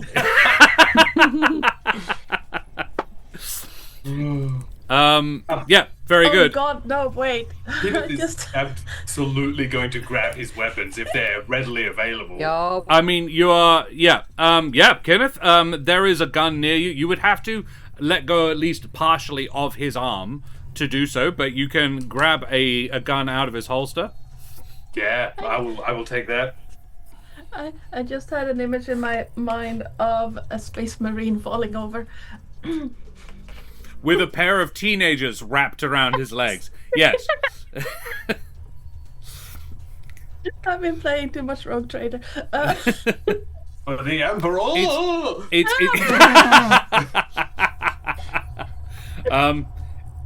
It's actually much more a servitor than a space marine. This is quite a skeletal robotic body with a lizard's head, in a helmet sort of thing. Yeah. But a space marine being tackled by a bird person, Kinneth would be not unlike a Kroot to look at, I think, actually, to put it in Rogue Trader terms. And whereas Arlette is straight up just a frill-neck lizard. Yeah, a space marine tripping over a Kroot and a frill-neck lizard is hilarious. In fact, a Kroot is essentially a cross between a crow and a frill-neck lizard. So, yeah. Anyway, yeah, you grab.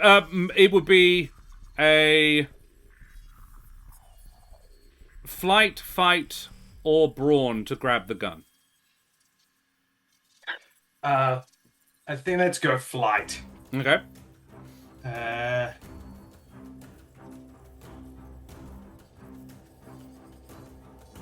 You got this.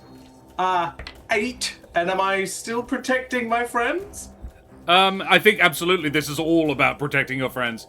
Great. But 11. don't stress it because he rolled a 1. Apparently Nax is an idiot. Nice. Nax is somewhat incapacitated at this point. Yeah, you draw the gun. What do you do? Are you familiar with weapons? Probably not, like, professionally. I don't think he's... You've seen him in movies and things. Yeah. Yeah. So I would point it at Nax. Where? Oh, yes. If you said the faceplate is up, like pointing it in the faceplate. Yeah. You hold it Yeah. against his head inside the faceplate. Okay, I love it. Like, calm down. Arlette, as you are helping Kinneth, Kinneth does this, and Kinneth is instructing him to calm down. Arlette, you can assist. One of you can make the charm check to convince him to give up, because there is now a weapon pointed at his skull. And Sharee seems to have the whole Dr. Kern thing dealt with. Ticktick is like, Ticktick not know what do. Friends no. Can I talk to Ticktick? Can I like distract him? That You can. belt should have made him a little bit smarter then if he doesn't know what to do. Yeah, I will. He's a little turn to conflicted for Ticktick and belt say- reasons. I will say, Tick-Tick, it's okay. We are not gonna hurt them. We just want to fix a couple of things. Everything's gonna be okay. You trust me, right? I need a charm check from Gedunk and a charm check from either Arlette or Kinneth. I am happy my for God. Arlette to make Oh, this. okay. I will I got try my and deep I will try throat. and charm the man and being like, this is what we call a weaker negotiating position, so we'd really appreciate it if you were prepared to negotiate now. Okay, here's the fun thing. I only have a D4 in charm, but I did blow it up with a 5. I have a 5. A 5. Alrighty. Yep. Gedunk, I'm gonna roll. Wow, they also only get a D4. Huge. The battle of the charmless. And I also exploded. So I got an 8 all up. Oh. But Wait, so 8, so you exploded it twice? no, he has a +1 to charm. Because they're adorable, fluffy creatures. I gave them a +1 to charm, regardless of whether or not they're modded or not. Like the ones with collars and the ones without have different stat blocks. Okay, can I add something? Yeah. Because I think part of this not really going that well is the fact that Sharee is growling in the background. There is also that. There is a larger, angrier bear that is using one of the collars to threaten the guy that Ticktick frickin' likes Kern. He's probably like, and Kern's been super nice to him, all except for the initial struggling, flailing fling. Kern really does seem to give a shit about these guys. Basically, what I rolled essentially means he is just not talk downable by Gedunk at this point because of the violence that's going on. You can do to him, I reckon what Gedunk does is go over and grab his hand and try to sort of rub him the way... I know, that's the problem. You try to do to him like what he did to Tac, like, calm down, it's all good. And then you're like, fuck, I'm a hologram. So then you like put his hand in you and start rubbing it against the little metal ball that is your entire physical form at this point. I don't know, maybe not. That's way too intimate. That's way too... Stop talking about my ball. What the fuck? Arlette, your line, this is what we call a weaker negotiating situation. So I will give you a +1 from Kinneth's activity. Make me your charm check. Well, with a +1, that will make it a 10. A nice 10? round number, but Very nice. might not be enough. Nax is very brave. Nax goes instantly very still and says, "Fine." Nice. Arlette looks a little shocked that he gave up so easily, and then immediately tries to hide it.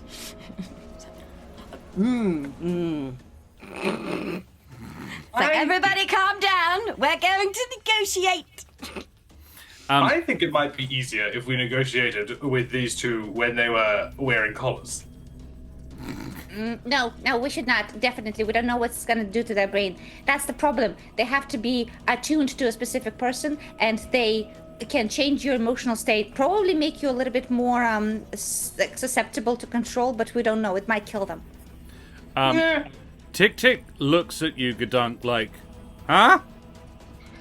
Yeah, Tick, I'm sorry. I was kind of fibbing a little bit. What they're doing to you is very unethical, and I would know. I think at this point, because we've been going for 2 hours, we will take a short little breaklet at Gedunk's very valid ethical point, and be back in 5 to 10, everybody. As the combat seems to be winding down, Kern is moving towards the invisible shield holding Gedunk. Well, you don't know. Kinneth is kneeling, still sort of wrapped around a mechanical arm with a gun pressed quite firmly to Nax's head, while Arlette is, I want to say, like, sort of front paws on the guy's chest, her brain kind of squiggling a little bit, applying all of her psychic ability to make him shut the fuck up and calm down. We will go for a short little breaklet, everybody, while Sharee leaks in the corner. Say goodbye, everybody. Back 5 to 10. Bye-bye. Bye.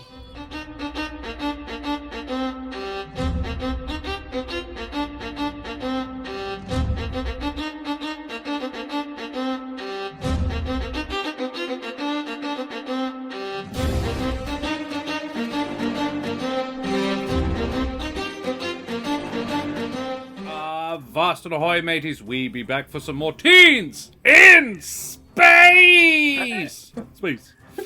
And yeah, things are going. Yes. The gang is sort of not really in combat anymore, I would say.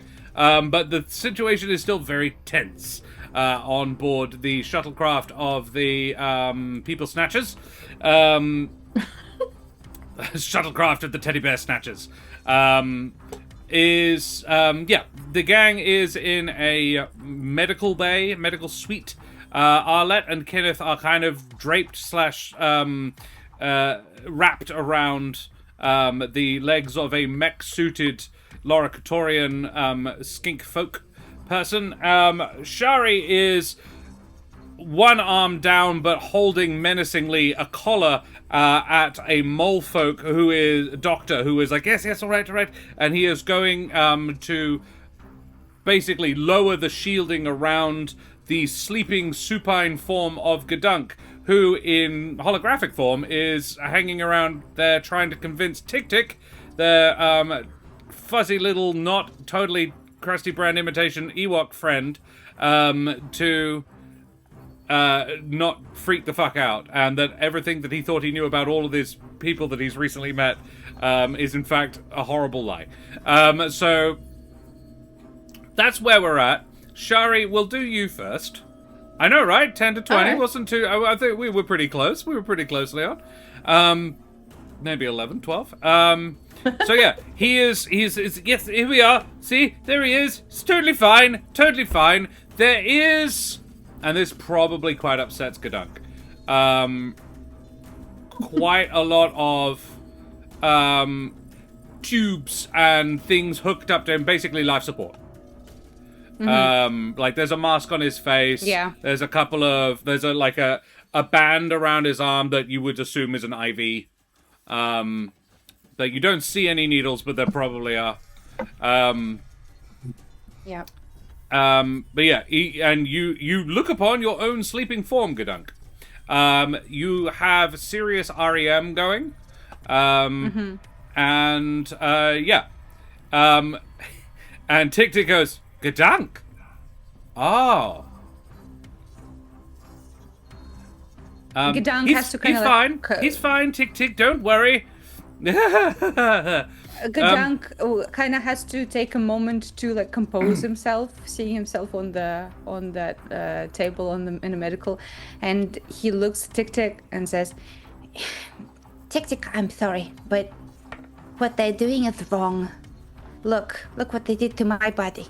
I did not say yes, nor did you, nor did anyone else.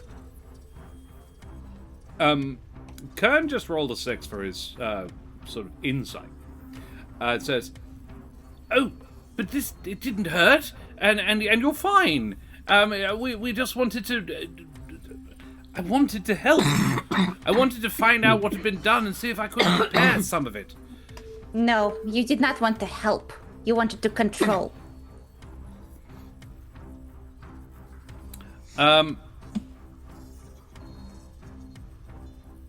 He actually has no response and goes to start. So I presume you would like me to start unplugging then. Yes. Astute of you, Doctor. The waking up will be.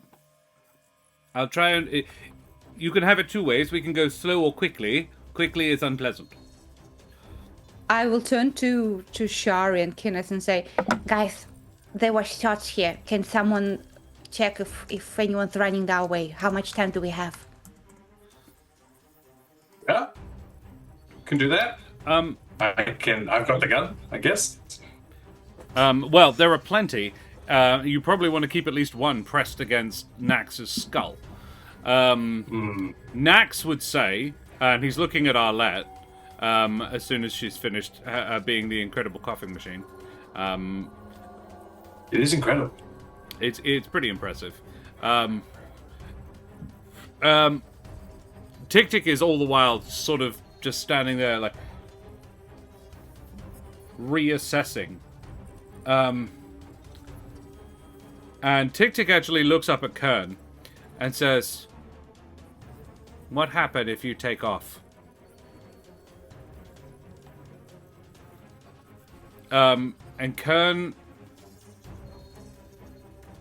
Kern's shoulders sort of slump a little bit. And he, kind of ignoring Sharee, goes and sits. He takes a couple of steps, pulls out a little stool and sits on it so that he can be a little bit closer to eye level with Ticktick. And he says, if I take it off, you'll go back to the way you were. We won't be able to talk anymore. You won't understand a lot of things. It'll probably be quite confusing, and well, I would want to spare you that. You wouldn't know any of the games we showed you. You wouldn't. I worry that you'd remember knowing, but not remember how you knew. Does that make sense? You're very clever now. It sort of straightens out things in your head. That's the point of it. It does make you, it doesn't make you smarter, it makes it easier for your smarts to show. It's not invasive. I'm not doing anything in there. I'm just allowing different bits to work better. Sharee's gonna growl behind and just say, compliance is just a side effect then, I guess. How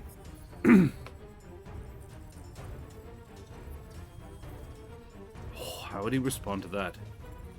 Yeah, we're kind of dunking on him a little bit. Yeah. Yeah. Oh no, she is pissed and bleeding out, but pissed. In fact, he would look at you and say, "You should get that looked at. Would you like me to?" Sure. Gedunk, I have an order of things I can do.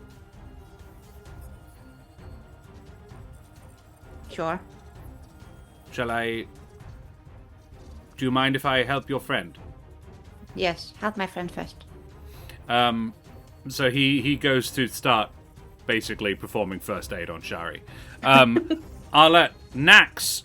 So this very separately, I think Kinneth and Arlette are rather focused on the whole gun situation. Arlette, Nax looks up at you and says, "You want deal? I make deal." Why does he talk to like a Nanuq now?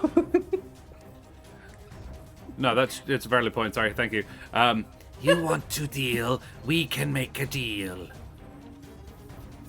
Okay, what do you want to offer, sir? Do you know where my brother is going? Oh, to get what's his face? I think the deal. I think the situation. The wording Cyrus used was deal with. Right. And what do you think that means? Your friend will be dead in short order. Right. But what about Mothos? He is not aware of the, like Yeah, of it wasn't a the sign. interpersonal relationships. It wasn't meant to interrupt, so. Yeah. He looks at you confused and says, "Drop me off. Take your friend. Leave us here. Well, that depends. Want no trouble." Were you planning on shooting anyone? Just as long as you don't. Right. So if theoretically we permit you to be about your own accord, you're not going to go and immediately commit violence.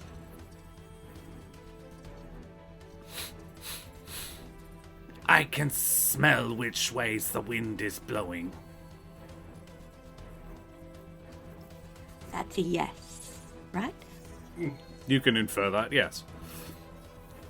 You're the ones with a gun. Like he does. He also like looks at the gun pointed at his head. Yeah, he knows the operation is busted. Like, Cyrus might still be here, but he's gonna be in jail soon. Yeah. He doesn't want to gonna- go with him, basically. Yeah. I'm going to ask, do you have any spare suits of armor that maybe I could fit in? Or is there some on the ship? Like, so you know how we had some power armor? Yeah, I know what you mean. No, is the answer. Okay. You wouldn't fit in the suit designed for a Laracatorian, and they're wearing the ones they have. It's probably a fair bet that if there was one, the Skitchling would have been wearing it for the job he was doing, and he wasn't. Alright. Look, Kinneth is ready to quite happily accept this situation. Kinneth thinks this is a good. I guess Kinneth like maybe over behind the dude's head is going to be like give a thumbs up to Arlette to be like, yeah, that's not bad. Means this one's neutralized essentially. And also left on the planet. Yeah.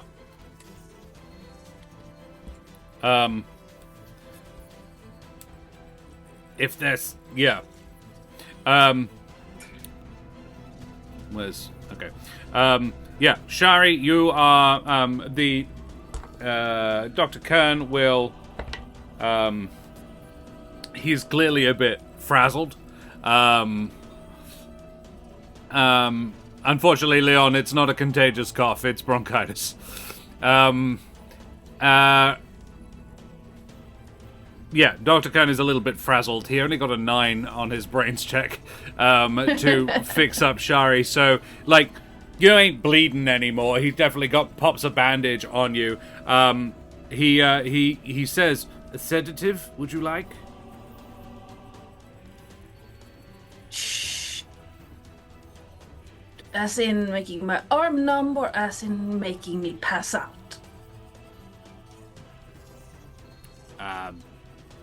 I only have one strength, I'm afraid.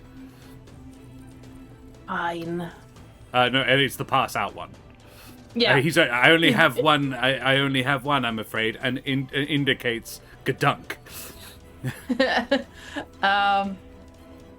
Sharee looks at him and just, Kinneth, I'm gonna be out.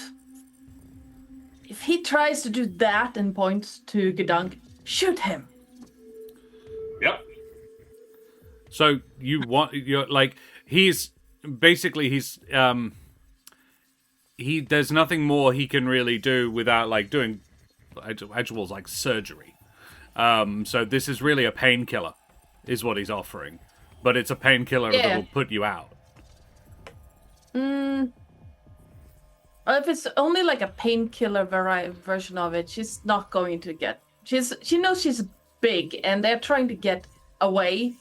So no, then she's not going to. No, Sharee doesn't accept that. She's just like, Okay. It's fine. All right then. Yes.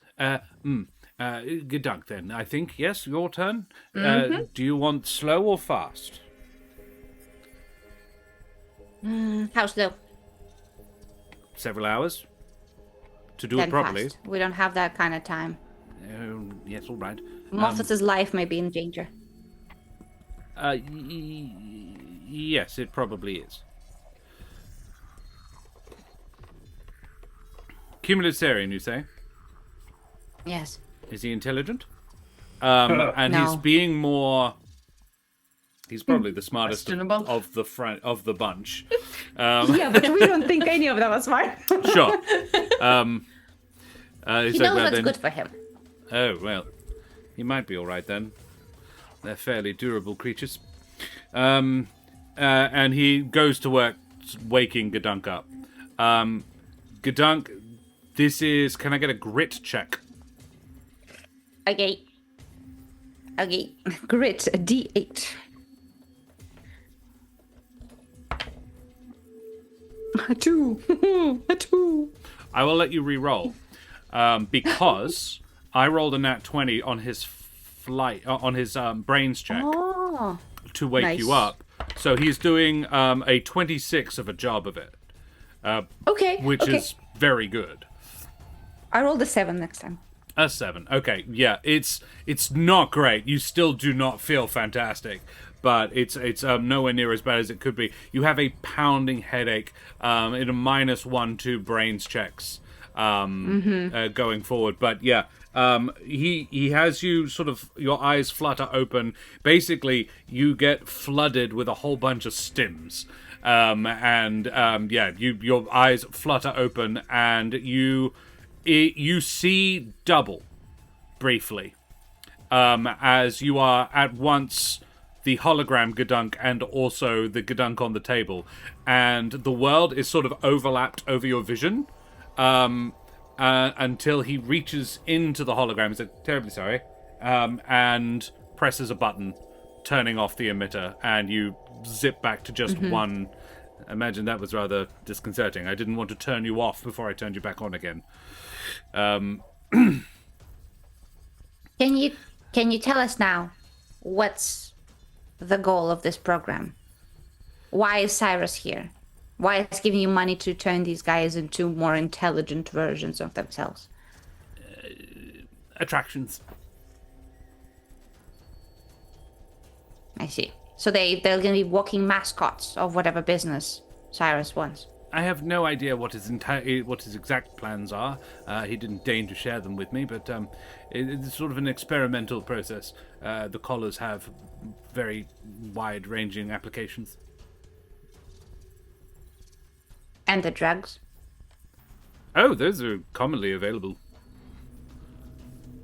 What for?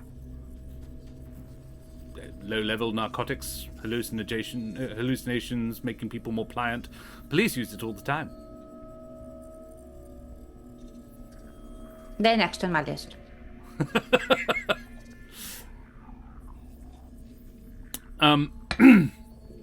Arlette, Nax, would say to you,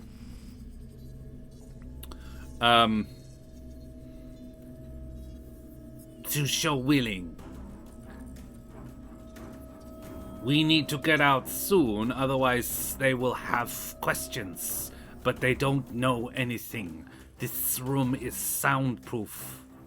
Oh, Terry. Good to know.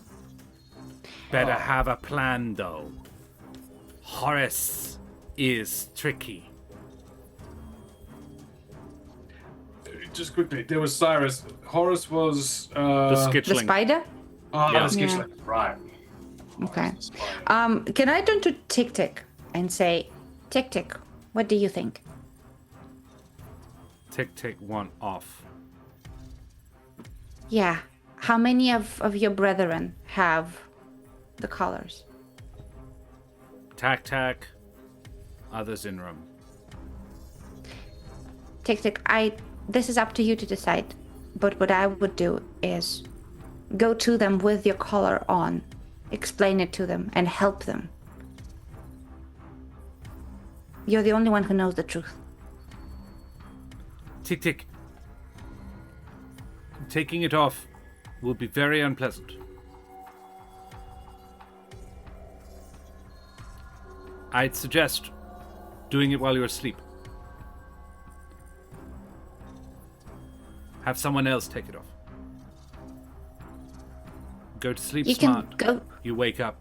Yeah, go to the room, and then when we're done securing the ship, I'll come by and take all the colors off. I really didn't want any harm. And so, yeah, you, this room, what do? You have a still potentially treacherous and dangerous Nax, and a still potentially treacherous and dangerous Dr. Kern. Yeah.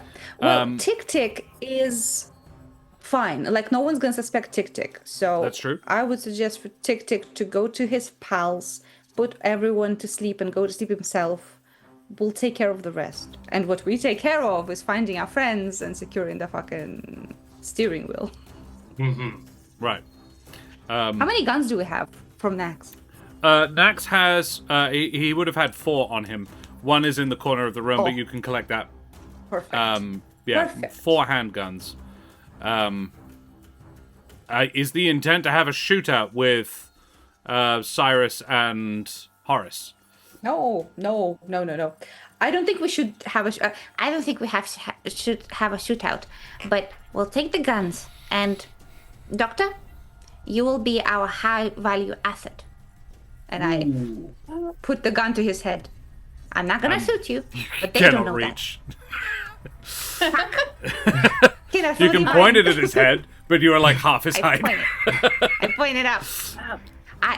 If you are the brains of this program, Cyrus will need you alive.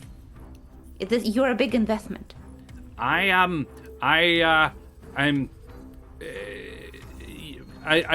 charmed that you think I am that valuable. I would not bet my life on, or yours, if I was in your...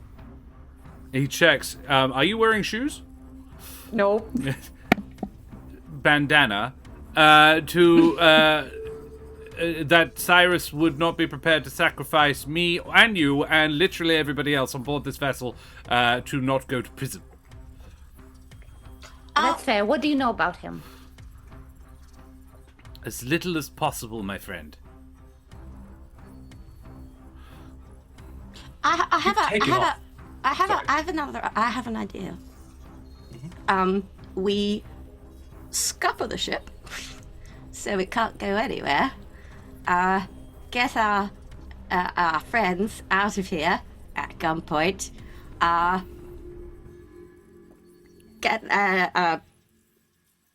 Swap this guy. Go back to their ship. Swap that guy for Moss, even though he doesn't deserve it. And then piss bolt back to our thing. Get out of here and send people with actual authority and experience to arrest the extremely dangerous people before they can mend the ship and escape. Yeah. I was looking forward to flying this. Well, we could kick them off and take their ship. Oh my goodness, I like that so much more. We'll just get them at gunpoint, force them off the ship, fly away, and get the police. Except we all might have some interesting time docking if this isn't the ship that's known to be piratical, and also it's a legitimate corporate vessel. Oh, perfect. Yeah, he's just a corpo. He's not a pirate. Well, then we might need to actually shoot our skiff on the way out, because it does fly, and there's enough of them to pilot it. I mean, they don't know where it is. Yeah, but if they find it. Doctor,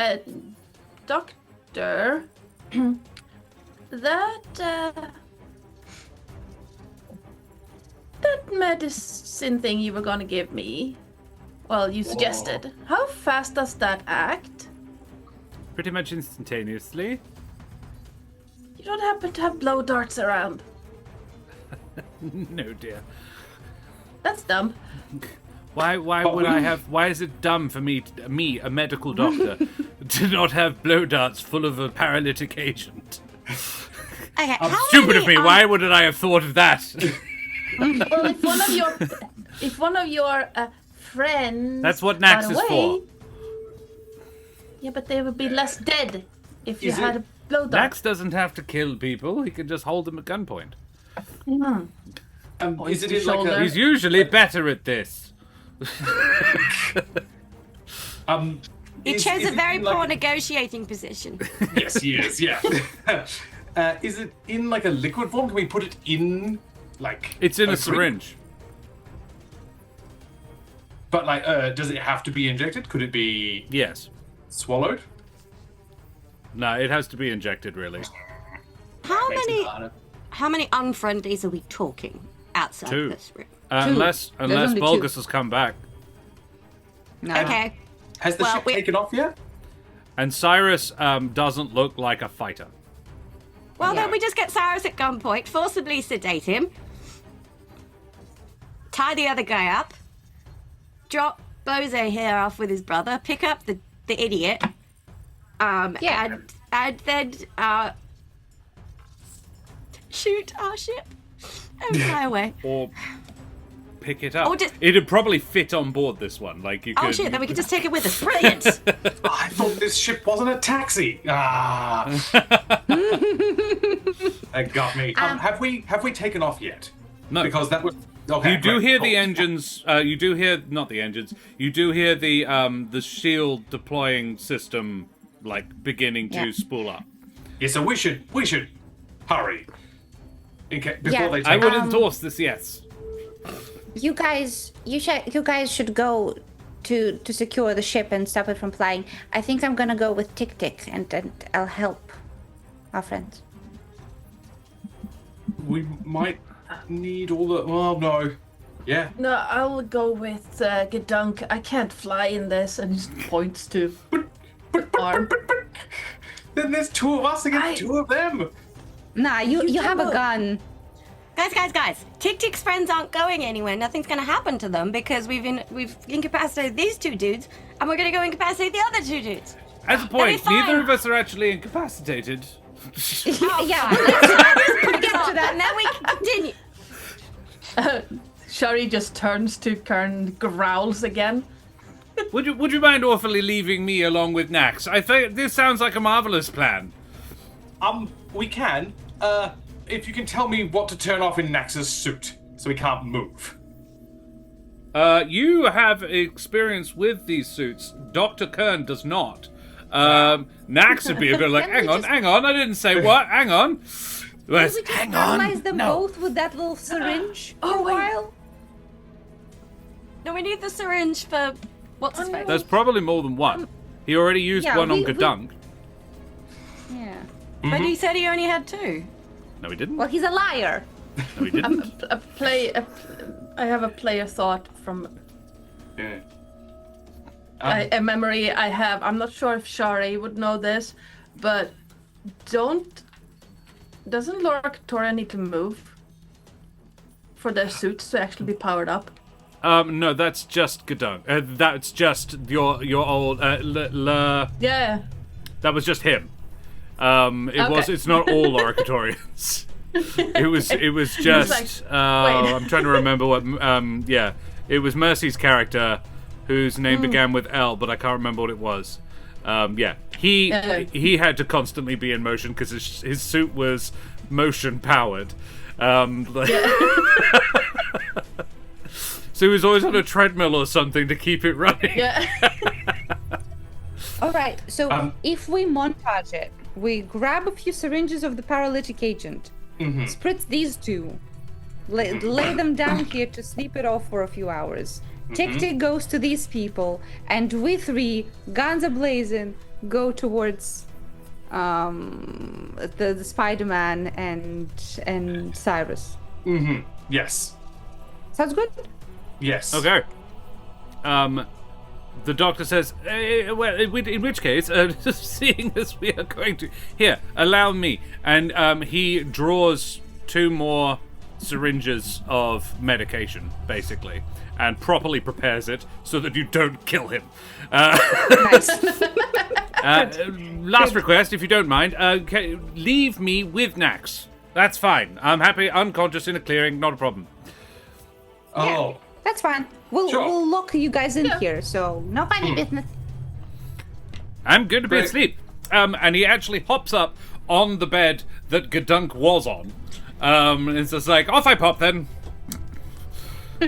You're being Nice. awfully good about this. I look, I'm really sorry this all came to this. It's all been a really big.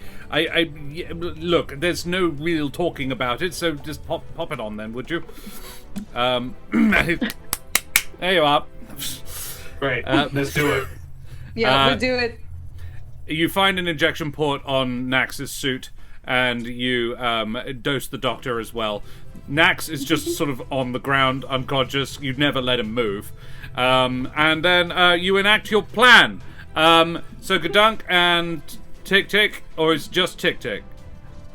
For now, just Tick-Tick. Yeah, Okay. the guys are right. We need probably more guns on the spider person. Yeah. So I'll go with them. But like my goal is as soon as it's like they are safe, I'm gonna go to Yeah, the yeah. Nanuqs. Okay.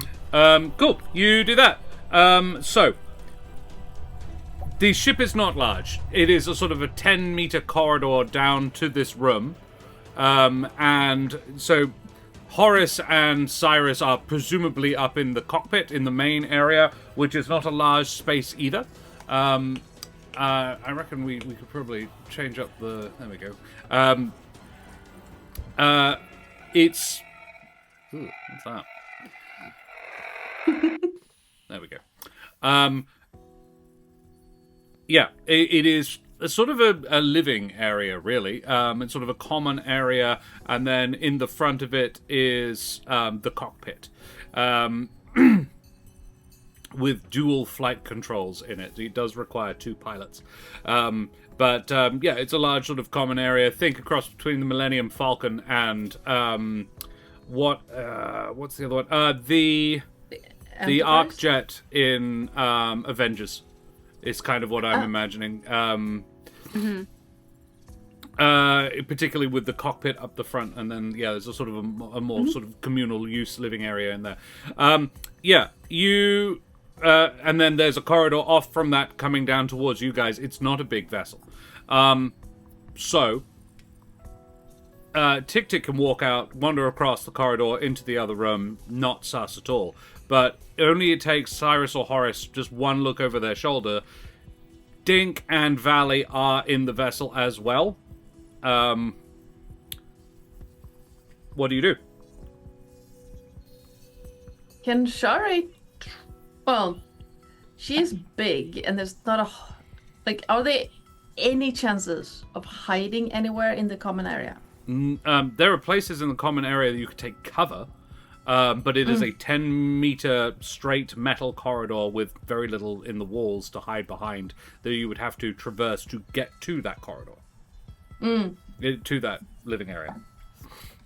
I reckon we just run. I mean, there's no other places they're gonna go. It's a small ship.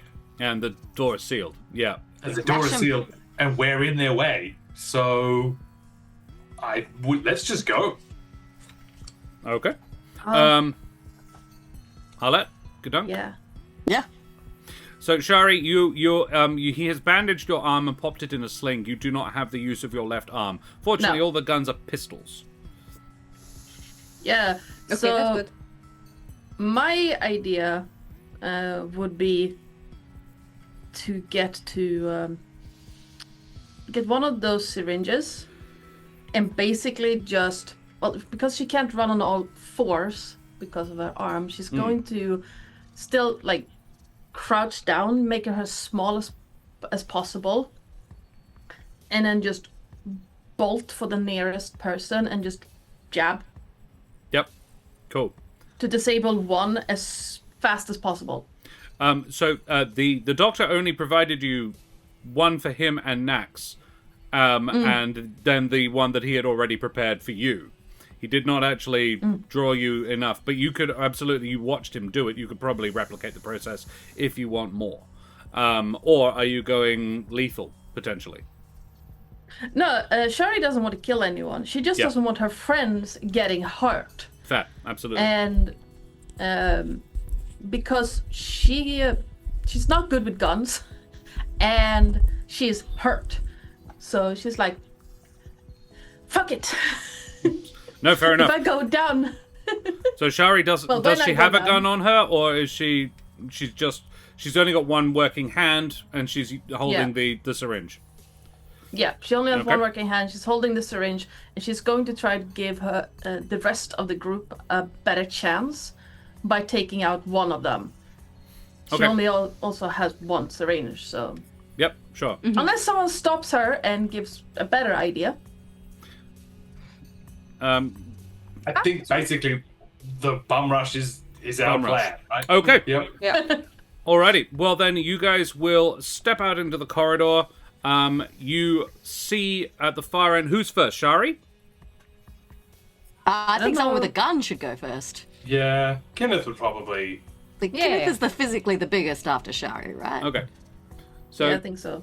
cool. The corridor is easily wide enough for 2, but not all 4 of you abreast. So yeah, Kinneth and Sharee maybe in front, and then Arlette and Gedunk.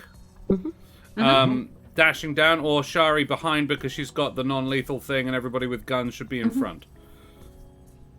We can put Sharee behind. Sharee's hurt as well. That's true. Yes. And Gedunk ain't feeling great. Cool. Alrighty, so you come out, and Kinneth and Arlette, you see up ahead the skittling? Yes. The skittling has his back to you. He's sitting in the cockpit, clearly powering up the vessel and deploying the sails. Cyrus is in the main sitting area talking to Valley Grix. Dink is off to one side, and Valley is kind of shielding Dink with her body. Not in a Cyrus is going to kill him, but it is a protective stance, you would guess. I will allow you guys to take your actions before Horace, which is definitely not a Skitchling name. You guess that's probably just what they call him. And Cyrus take their turns. So what do you do? I think if I've imagined it the right way, Horace is the closest. Horace is the furthest. Cyrus is The nearer. furthest. Cyrus is in the main sitting area. So you are coming up the corridor. Cyrus is in the main sitting area, and the cockpit is beyond. He's on the other side. All right. Yeah. How? It doesn't really matter. Like, honestly, I think rush in, point the guns at the two main things, tell them to stay still, and then Sharee can go stick him with them. Yeah. Yup. I'm going to try and rush if I'm at the front, the furthest, and target Horace because he's furthest away. Okay, you rush Yeah, up as to far as I Horace. can. You dash in, and Cyrus does obviously sees it. You're all coming in together. It's not D&D style one at a time. Yeah, You I'll all rush. come in together, but Kinneth is going for the main. Is going for the more dangerous of the two. Cyrus goes, "Oh, what the what? No, oi! Where's Nax? Notices guns in your hands. Are like, shit, they're armed. Nobody move! Horace is beginning to react, or he is freaky fast, Kinneth. But you get to go first, so what do you do? I realized something that so far has been purely flavor. I said that Kinneth liked to do free running. Yes, he does. So I reckon I would like Up a him to kind wall? of like, and vault over like chairs and stuff and just get there in a way that's unusual but quick. Oh, okay. Makes you very difficult to target. Yeah. In which case, can I get a flight check? Yes.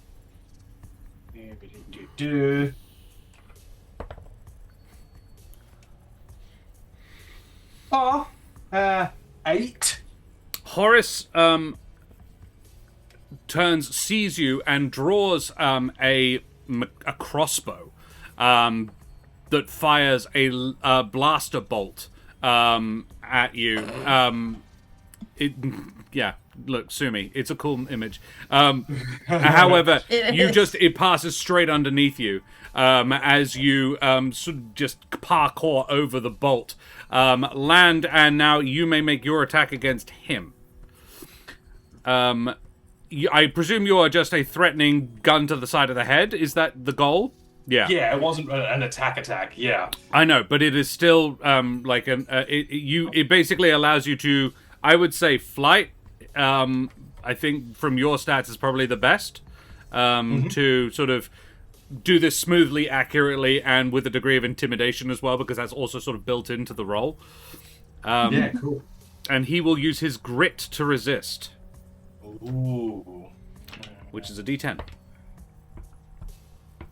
Where is that?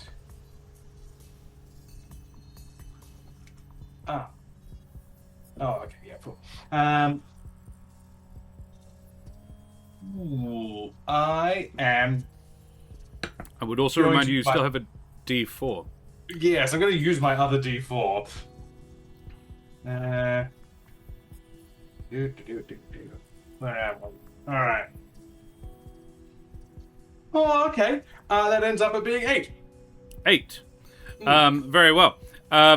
Horace rolled a 3, and it's kind of you kind of smack him with the butt on his head and then point the gun, just to give him a nope, not that, and you are there with the gun. Sharee, Arlette, Gedunk. Arlette's gonna rush out, point her gun at the terrifying Cyrus? Spider-Man. Oh, at Horace. And, Kinneth's got Horace. oh, sorry, the one that we don't got, Cyrus. Sorry. Rush out and point it at Cyrus. And basically tell him, don't move, or this will end very badly for you. So this is a convincing check. Yeah. It's Get 'em. You both got guns at your heads. You might want to. Valley Griggs goes, Arlette, possibly very crazy idea.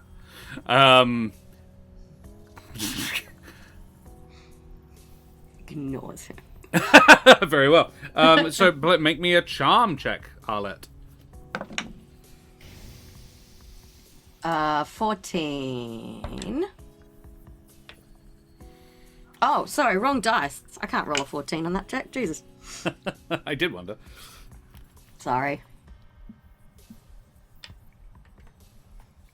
Yeah, I'm not going to get either of my pluses, generally beloved or attractive, am I? Not really, no. 11. That's not too bad, right? That's not 11? too bad. Particularly as he got a 3 to oppose it. Yay! Yeah. Oh. No, 7. I just realized I rolled the wrong thing. He actually had a grit. I should have been using grit, not his charm. But it's a D6, which exploded, but I only got a 7 on it. But yes, you still very much. He does appear to be reaching for something in his waistcoat, and then he very much stops. He's like, I'm imagining him in a white 3-piece suit. And yeah, he has a very finely detailed, like, mustache, like very trimmed to within an inch of its life, plucked, you might even say. Yeah, he's like, yes, haha. What's going on here then? Yeah, Horace. Balls.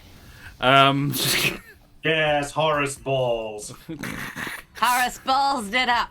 Sharee, Gedunk. Arlette now has will let Cyrus Sharee at Barrel's End. go first. Yeah, Yep. I'll let Sharee go first if she can like paralyze the spider guy. Yeah, Sharee is right behind Kinneth. Okay. A little bit slower because she can't really bounce off the furniture. Yeah, no, definitely so. She has to take the long way around. Yeah. Even though she has the flight, she doesn't have the mobility right now. And she has to focus on breathing. Because pain is still a thing. But she's gonna follow up. And as soon as Kinneth seemed to have the horse under control, she's gonna slow down slightly. Still like power walk up and without really looking at him, try to immediately find a spot to just jab him, neutralize this thing. Your fight and brawn are your two worst things, are they? No, my brace and brawn are the worst, yeah. Okay.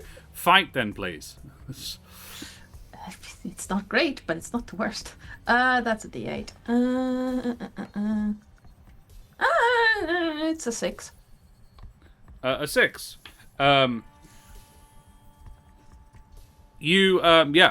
Horace,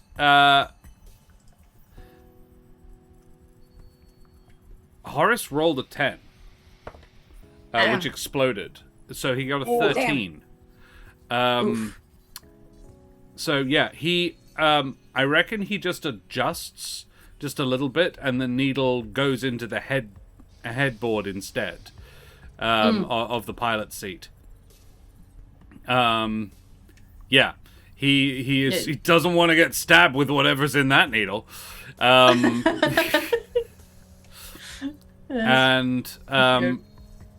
Sharee's yeah. just gonna do a little bit of a stupid spiders can never get them. What species is Arlette again? I'm struggling to remember all the names. Arlette is a Asperian. Oh, that's right. Yeah. Gedunk, what do you do? Yes. So Sharee was not able to shank that guy. And the syringe is... It's still full. She hasn't depressed the plunger. Okay. It's just jabbed into the chair. Yeah. I see. Okay, that's fine. Does the Cyrus was reaching for a gun? He did look like it, but he has stopped. Yeah, I'm gonna run in and I'm gonna turn to our rivals, our friends, and say, This whole place is extremely illegal. We're taking control, and you guys just be cool. and I run up and I grab Cyrus's gun, and if any other if I see any weaponry around unaccounted for, I Okay. make sure that we are in control of it. So you are. His hand is currently in his waistcoat, and he isn't moving because Arlette's got him a barrel's end. Yep, I yoink it. So I you yoink it. try and go for it.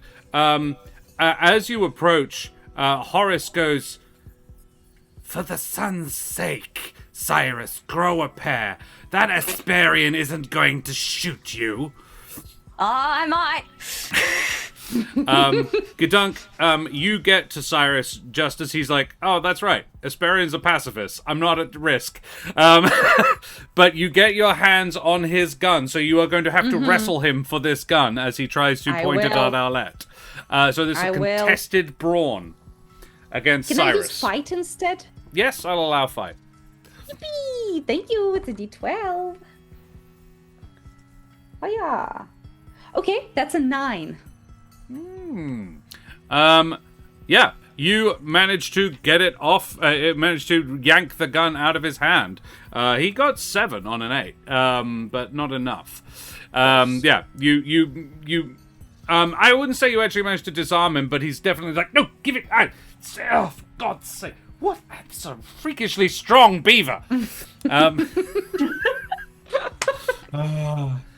Sentences That's I what never he thought said. we'd say. Title of my autobiography. Yeah. Nice. Coming to all good bookstores this fall. Horace The Freakishly hisses Strong something. Beaver by John Best, a memoir of life, love, and dams. And dams. So many dams. It's a damn good book. A damn good A book. damning account of the life of John Best. Yes. Horace is having none of this. He is very much going to struggle. He is going to attempt to brain Kinneth with the butt of his rifle, sort of spinning around, using the chair's swivel function to kind of bludgeon you in the head. He is going to make a fight check. You can grit or grit or flight to resist it. I shall grit this.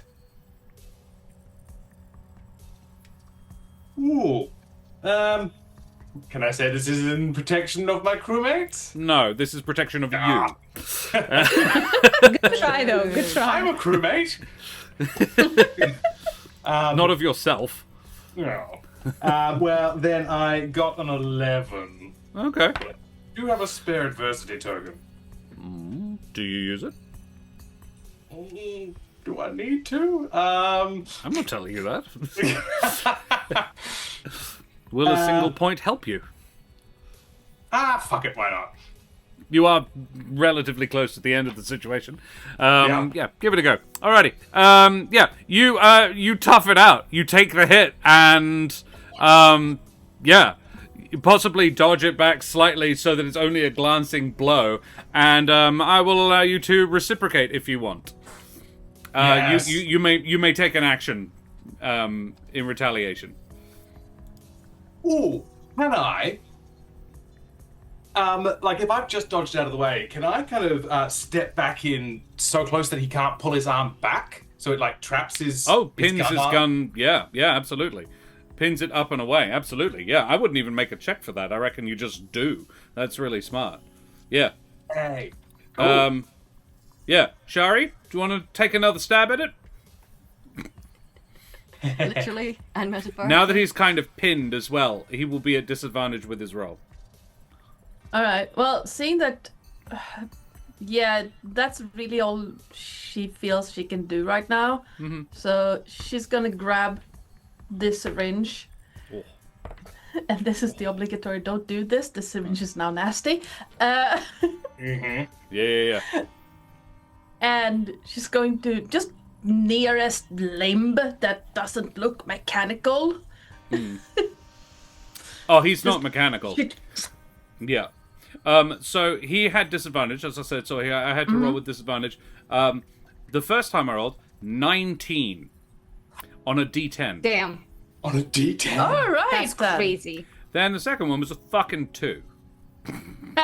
I like that. Don't Wow. fail me. I don't have any more adversary potents. Okay, that's a 6. A 6. Second time, you get him in the neck. No, I would say you get him in one of his really slender arms. You managed to almost. You're almost concerned about going through it. But yeah, he's very slender but freakishly strong. And yeah, you get it. You stick the plunger in, and the guy goes limp. Almost suspiciously fast. I say almost suspiciously fast. It's like, well, no. Sharee grabs the syringe, just stabs it in there, plunges it in, gives a quick look to Kinneth, and just slides down against a wall, Yeah. holding her arm. Just Arlette. that was too much exertion. I'm in pain. Arlette and Gedunk. Well, he's unconscious. Gun points the other. She's like, and I promise you I will shoot, and tries to be convincing. She Make doesn't it- think she can. Make a charm check. And you're using try. your mind powers. Yeah. Woo! My Please beautiful make them gift. believe that I can shoot them. I don't think I can. I was really relying on them just assuming that and not calling me out. Bah! 2. Arlette. I roll a 1. Nice. I'm rolling really badly. Can I make a suggestion? Yeah. He doesn't believe that I would willingly shoot him, but he definitely believes I might accidentally shoot him because I don't know what I'm doing. Yup. I almost think that's what you say. It was like, I'm not very good with guns. I could fire a warning shot. Be a warning to both of us!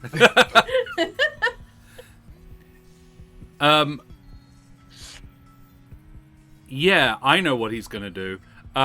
He is going to what's his fight? 10. Okay, we'll do that.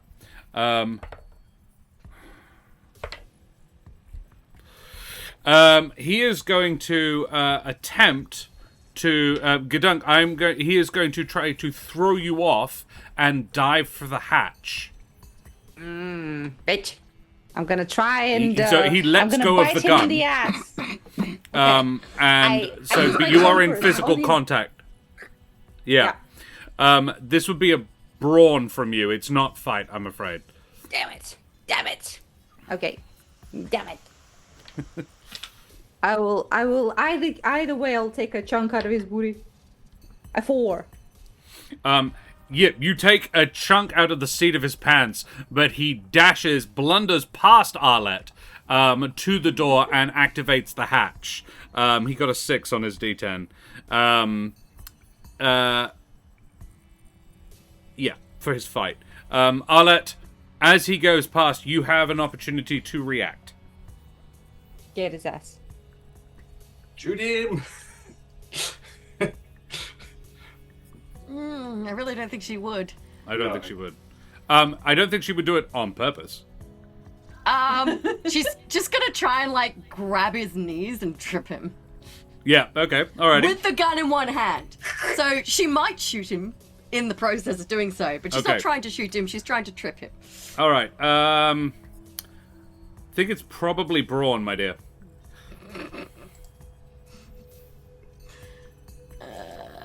He's got a beaver stuck to his ass as well. Oh shit! 6! It explodes! Oh shit. Hey, yeah. For a grand Nice. total of 8 to trip him.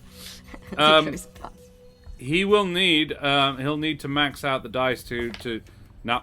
I'll let you, once again, trip someone over by the expedient of lying in front of them and them not being able to react in time. It's a solid play. It seems to be working out for him. Yeah, and Cyrus goes sprawling to the ground. He just sort of face plants on the steel deck right next to the hatch. Yeah, Arlette is sort of wrapped. Oh, he tripped over you. Gedunk has a torn piece of fabric in his mouth. Yes. How do you resolve this quickly? I'm gonna jump on his chest and be like, "You really don't want to risk me screwing this up and shooting you in the face. I'm very nervous right now." It's the first truthful thing you said. Make a charm check. 8. Very nice. Yeah. I don't think his grit is. No, he's got D6. All right, let's see. Yeah, no. He eventually his hands just go. All right, let's everybody be extremely calm. Miss Grix, I will be in contact.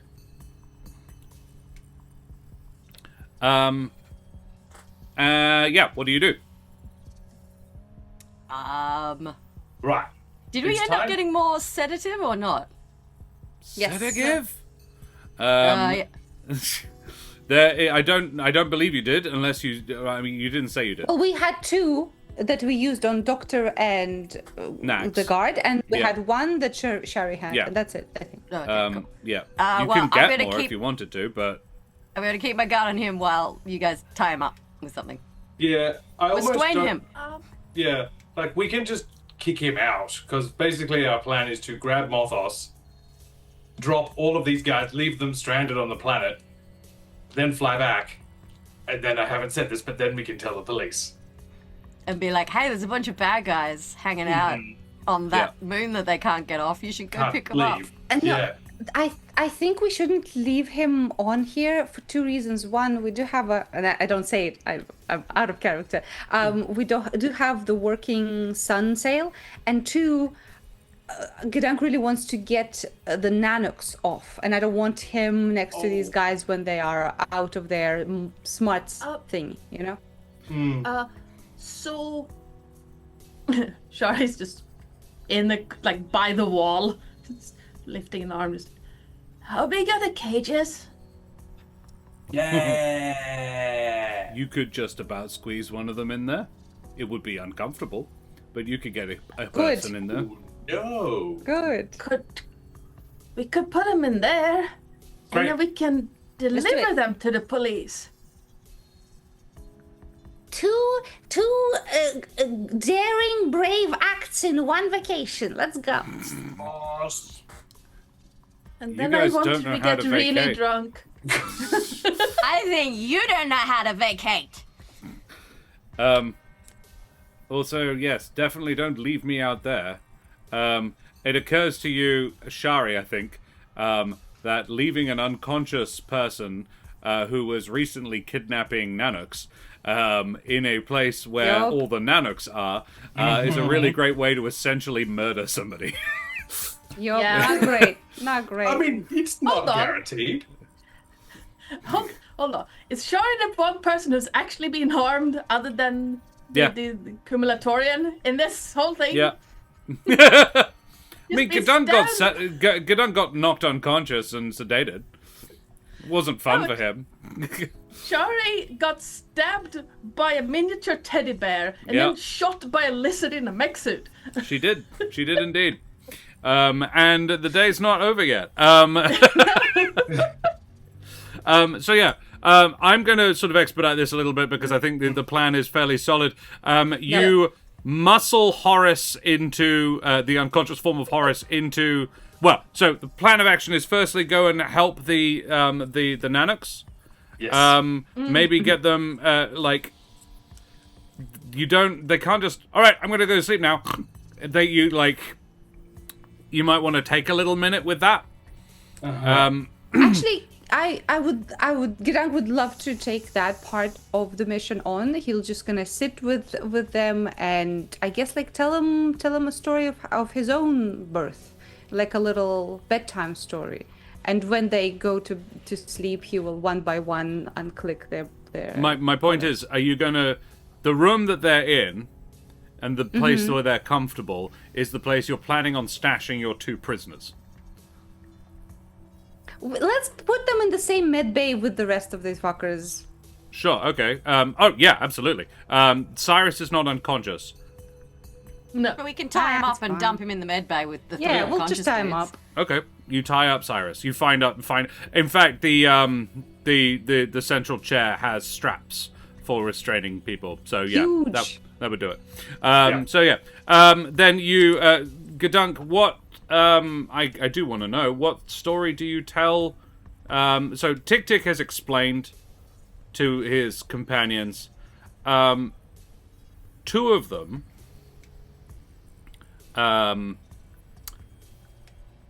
Seely and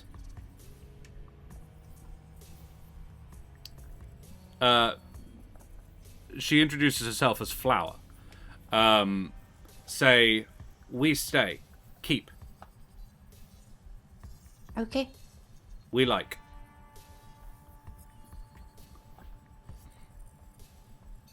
But the other 3, Tick-Tick included, Tac-Tac is like, get it off. Tac-Tac's not happy. But yeah. Yeah, the other 4 of the 6 are keen to remove them. And the others can change their mind later if they want to. They also say, we keep. In case they want to put it back on again. Yep, that's Giving them full autonomy over the situation is the best outcome, I think. kind of the we point. could Yeah. get for them. Yep. So what story do you tell, Gedunk? Well, yeah, I tell them of how Gedunk woke up on the pirate ship, being turned into a cyborg Nuozo, and I guess of some adventures that he had with his father and with the crew. Just a string of his memories to tell them as they fall asleep, and I think in that time he kind of thinks back on his fraught relationship with his father, because he loves his dad, but it's this whole situation, I think, forced him to confront how powerless he has been, just the same as these guys were in the situation. And I guess it's like a bittersweet moment for him.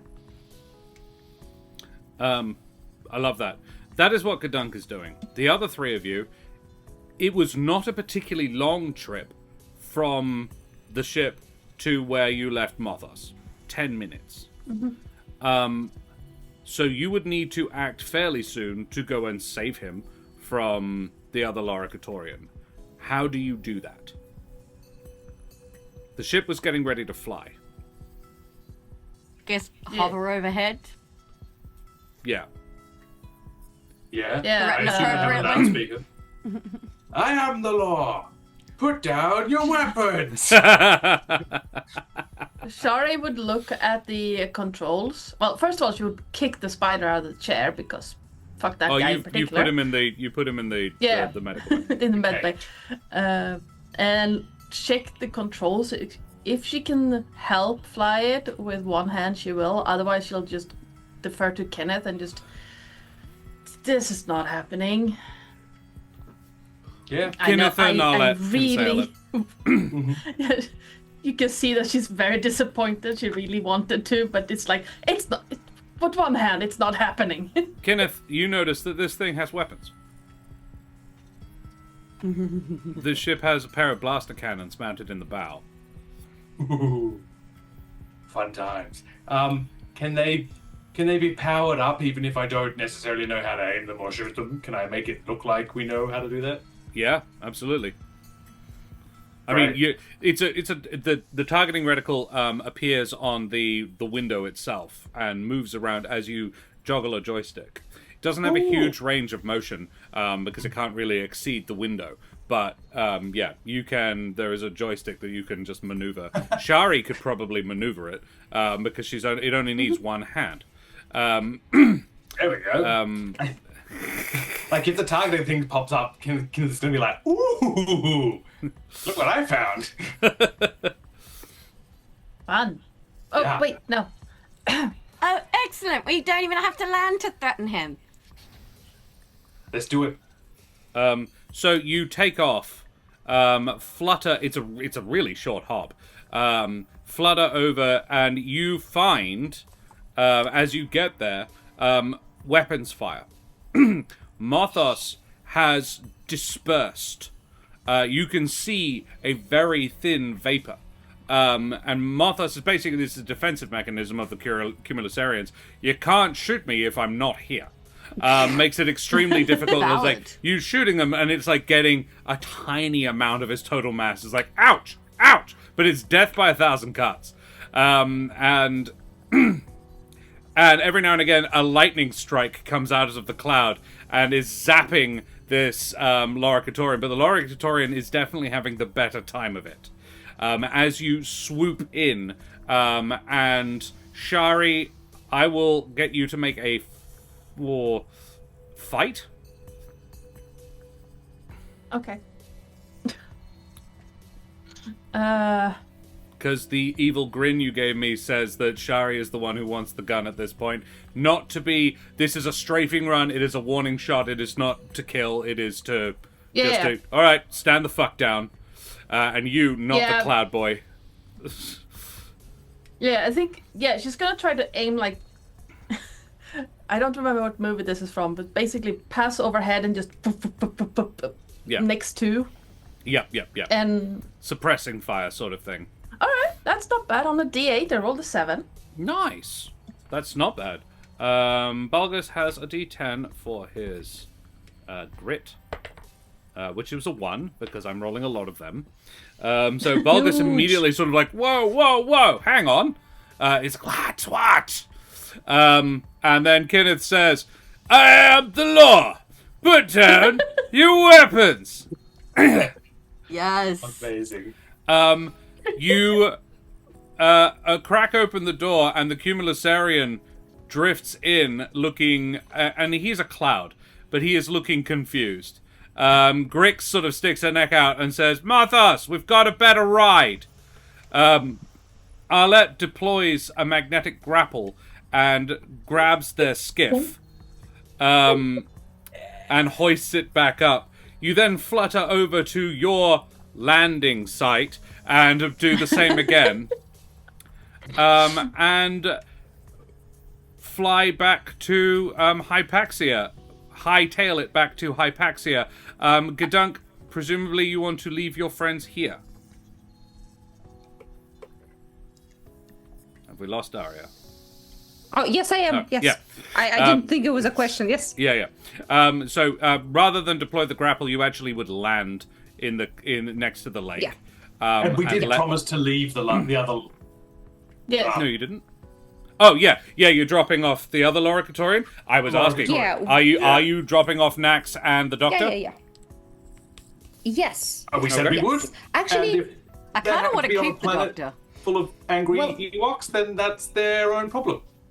I do want to ask the doctor something as we drop them off. I like kind of He's slap out him on the cheek cold. a little bit. Oh, he's out super cold. Okay. I mean, you can give him a drug to wake him back up. I will.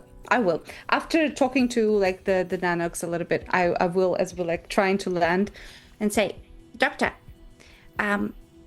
some of the Oh my head. Oh. Yeah, it doesn't feel super nice, does it? I mean, I wasn't going to do this to you. You did ask. No. Yes. Hello. Hi, how did it go? Oh, good. Good, you managed it. I suppose that's Yeah. probably for the best. Good.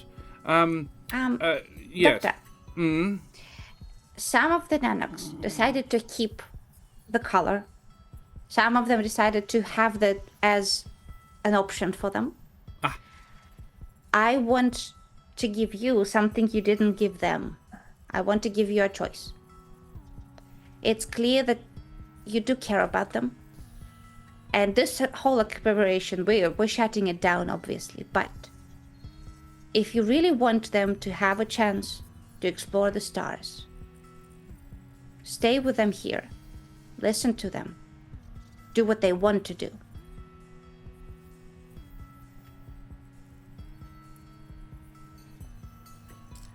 Whoever made you did a very good job. It wasn't how they made me. It was how they raised me. Well, then the credit is yours. A good young man, Gedunk. I thank you. Giving this old scientist a second chance. I mean, we will check. Oh, I will take you up on it. This actually sounds fascinating. If Ticktick and the others will let me, I'll happily stay. Yeah. I speak a little of their language luck. already. Yes, how splendid. What an exciting adventure. I shall also endeavour to make sure they don't murder the others. That'd be nice. Who are you leaving? Nax and his brother. Anybody else? Nope. Jolly good. Horace is a nasty piece of work. I'd keep him unconscious. Yeah. Cyrus can be slippery. Yes, please. Would you? I know I'm in no position to really ask this, but would you tell them I died? I will. The angry, nasty Nanuqs. They didn't like it, and they took it out on me. I will. Then no one will come looking for me, which is probably for the best. All right. Thank you. Well, splendid. Enjoy the rest of your holiday. It's been a blast so far. And he Yeah, to and my shoulder. yes, Yeah, nice. he and the Ticktick. Ticktick comes out. He's a little woozy still, and his eyes don't have the sparkle that they had when he wore the collar. But he looks you up and down. He says, "Gedunk, friend," and he hugs you. I will hug him back. And then he and Dr. Kern descend the ramp with the rest of the Nanuqs. And you fly back to Hypaxia to finish off your schoolies week in style. And I think we will leave it there. Can I say that Nice. Arlette definitely accidentally discharges a gun into a wall before they make it back to... Definitely. Yes. Makes sense. Yeah, It's absolutely. like, oh gosh, sorry. I just wanted to have done it at least once. You see Sharee just, you know that like when a dog gets spooked by a bee or something. That like Well, gents and ladymen, I hope you enjoyed yourselves this evening. I know I did. We will now do a quick round of what we like to do at the end of our streams, our favourite moments. This has been the finale of our little Teens in Space adventure. It's good fun, and it will probably capstone our streams for the next little while. Karen and I are going through a transitional period in our lives, and we are we may well be back from time to time, but I'm not promising anything for the next little minute. We Keep have your to eyes move peeled house. on our Discord. We're moving town and house, so keep your eyes peeled on our Discord and stay tuned on the channels. Tuesdays and Thursdays we will be back, but just no promises basically, for the next little while. No But promises guys, on regularity. Or... yeah, regularity is going to be the trick. So, guys, I definitely plan to come back in early August because Corsair Cove is being released in early August, and it's a fucking good game, and I'm excited for it. But before we go, guys, favorite moments. I need an exclamation mark 1d5 exclamation mark roll space the number 5 in chat, please, to determine who goes first. I got muddled because that's Ardanna's silly thing. Yes. We add the D on my channel. You like the D. Roll. Oh, there we go. That's a 4. That would be Ardanna. Me. Favorite Sharee moments, everybody. I really liked Ardanna's dedication to the syringe bit. It's like, this is gonna happen. Whatever else, I'm gonna shank someone with a syringe. I like that. I thought using the collar as a weapon was a really cool idea. I thought it was really smart. Mm-hmm. I really enjoyed how much you had the shot affect your character and was just ready to be like, no, I can't fight. No, I can't fly. And there were things that your character wanted, but like I enjoyed that you were committed to being like, no, this is actually I've an been shot. impactful. Yeah. Yeah. Yeah. It's more of a, I don't know, but were you describing that you were large, but you were very hairy? So, yes, trying to communicate. I look much bigger than I physically am, but I'm still, yeah, it's just a lovely bit of descriptive work there. It really, yeah. It painted me a picture. Daria? You're muted. Hello? Oh, Yes, I said there we yes. go. Oh, did you? I apologize. I think Favorite just self? Self moment. Yeah, playing pissed off Sharee was fun. Cause she's a teddy bear. But then someone shot her. I loved how indignant she was about it. I was like, why am I the only person who gets hurt? And being able to bring in that part because Therinians live in tribes on an offshoot little backwaters planet. I imagine they're actually originally based on Ewoks. I think that's probably... Yeah. And Sharee is basically the only one in her family who's been traveling the stars because the others are like, you know, the family from Moana? They're like, why would you go outside the island? Yeah. Come on. And she's like, because stars. Yeah. And here they are like kidnapping people. Yeah. Yeah, look, no one said they were nice people. Can I get a D4 in chat, Yeah. please, Ardanna? Or roll me a D4, however you want. Let's go. Let's do roll 4. That's 1. That's a 2. That's a 2. That's John. Favorite John moments, everybody. Oh my god, the I like- fucking autobiography. Unexpectedly to me, freakishly strong evil. Just, it was, the timing was perfect, John. I if you ever write your autobiography, expect to be called a freakishly strong beaver. It's too good, man. Very good. Speaking of like good zingers, John has a lot of good zingers. There was Yeah. one about like, then your friend might be in trouble. Oh, what about us? That's the other really good one, yeah. Is he very smart? No. No, the idea of a parkouring bird just free running. That came back. Like that was Yeah. actually useful and came back. Yeah. Yeah. That was fun. I really liked at the very end. I am the law. Put down your weapons. Was very good. Yeah. I was That like, was no, very fun. it's got to be used. Got to use it. Right, it's perfect, right? It never is perfect, but it was that time. Yeah. Yeah, that was it. I really enjoyed when Cyrus was like, "Oh, what about your ship?" And I was like, "Oh no, we didn't land that very well. Oh, it's broken." After the amount of bullshit I gave the other people about how well we landed our ship. Oh, yeah, nailed it. And then Yeah, immediately that was a had lot to of fun. walk it Just back be when he was like, no, and then he was like, "Oh, I thought you said your ship was broken." Oh, but no, I mean, we'll probably be able to make it. Excellent. Oh, hey, Shanna. Who let the teens in space? Who let the teens out? John, please roll me a D3. Right. How have you been, Shanna Hoss? Good to see you, mate.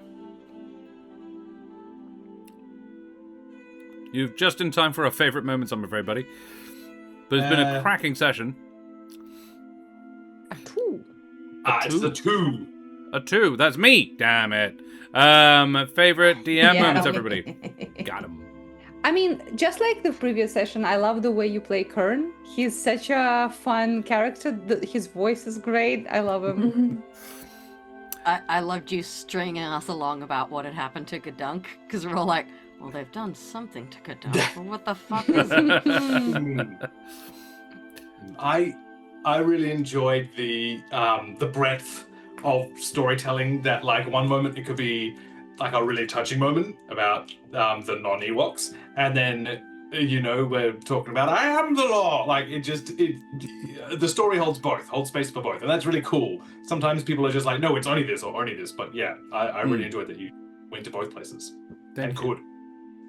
Yeah, thank you. Just a difference in personality between the different NPCs. The immediate difference, not just like trying to having to slide into the characters. It's just there. It's brilliant. Yeah. I said to Ardanna at the beginning, when everybody was still coming into the chat, I had very little idea of what was going to happen. I wrote some stat blocks, so I knew what dice everybody had. But what's fun about creating NPCs in this game is really you just assign 6 dice to 6 stats, and that's literally all you have to do. You can maybe write in a special ability or whatever, but yeah. And beyond that, I genuinely did not anticipate you guys willingly getting on the ship. I was like, nope, that would be insane. They're not going to do that. 2 armed Loricatorians and a freaky-looking Skitchling. No, these and with Arlette and Sharee, who are both very combat averse, they're not doing it. That would be stupid. And then Gedunk comes out and was like, we should go on their vessel. I was like, okay, sure. And I love the way it went, and it all made sense. And I was like, the reason I improv'd okay, so we're going to make a little floaty hologram ball of Gedunk. And I was very much running that on the fly, which is why I jumped back to the scene several times to flesh it out. Basically, it was an opposed flight check to whether or not Gedunk got noticed it in time to actually know what had happened or have an idea what had happened. You were only 1 point off as well. He only beat you by a point. And that whole thing, I was like, they're going to send out the hologram, and the hologram is basically, the job of it is to try and lead you away. And if they can do that, then they will send the hunters out after you into the forest, because they were absolutely not letting you leave this planet alive. Far too much. At the very, very least, they were going to destroy all of your modes of transport and leave you with a bunch of angry Ewoks. But probably not. Probably, if they could find you, they would kill you. Because these people, these criminals, want to get away with the crime they're committing. Which is, I think, the biggest and most important thing is that when you're running a criminal, they really have to actually want to succeed. And be merciless. But I did write in that Nax and the Loricatorians are mercs. and they will ditch Cyrus as soon as the wind turns. Yeah. No, when I said that, that's how I always run it. For context, in my last Eberron game, Terrace, as his bard, asked if he could send a sending to Eberron, not the world, the primordial dragon. Oh. Yeah, fuck it. Call him up. If you've met him. And I was like, okay. No, they have enough descriptions to manage to connect. All right. But I was like, okay, you have a progenitor dragon that is the world. Could a drow's mind handle the strain? This is the conversation like Julio has had with the tree several times. Yes. This god nearly Julio always rolls incredibly high for his religion check, and doesn't a mild headache at worst. It was like this would cause brain death. Yeah, because in a previous episode, the Kalashtar decided to play medium between two ancient dragons through their mind link, and I gave that a DC 20 Constitution save to not have their minds break. They saved on both of them, and here, Terrace just goes, "Hi, can I mind link with the being that created gods?" And I'm like, as a DM, I'm not going to stop you, but this is a bad idea. Bad idea. You know how they got the save? You don't. If you send to this and she replies, you're dead. Oh. Well, I've been thoroughly flattered, so I roll a d2, and that's a 1. That's Daria. Favorite Gedunk moments? I really want to jump in quick because I absolutely loved how unsure you made us when you were covered at it. Because from what I've heard, it wasn't an intentional setup between you and the DM. But I thought it Daria had no idea what the hell was going on. Yeah, I was like, it was just. Yeah. Is Daria misunderstanding? Does Daria think that she's mind controlled now? Great. And just the way you played it was obviously off, but not. And just I loved it. I loved every minute of it. Mwah. It was very good. Props to Daria throwing a spanner in the DM's carefully laid plans, or lack thereof. Really loved it. Yeah. I was fully operating on the fact that Gedunk wants to make this stop, and if we leave, we lose the chance. Yeah. And I can't tell you that because what if they're listening? Yeah. I don't want to blast my cover. So that was his whole thing. He's like, how do I make them suspicious but compliant enough to go with me? That's a tough one. Yeah.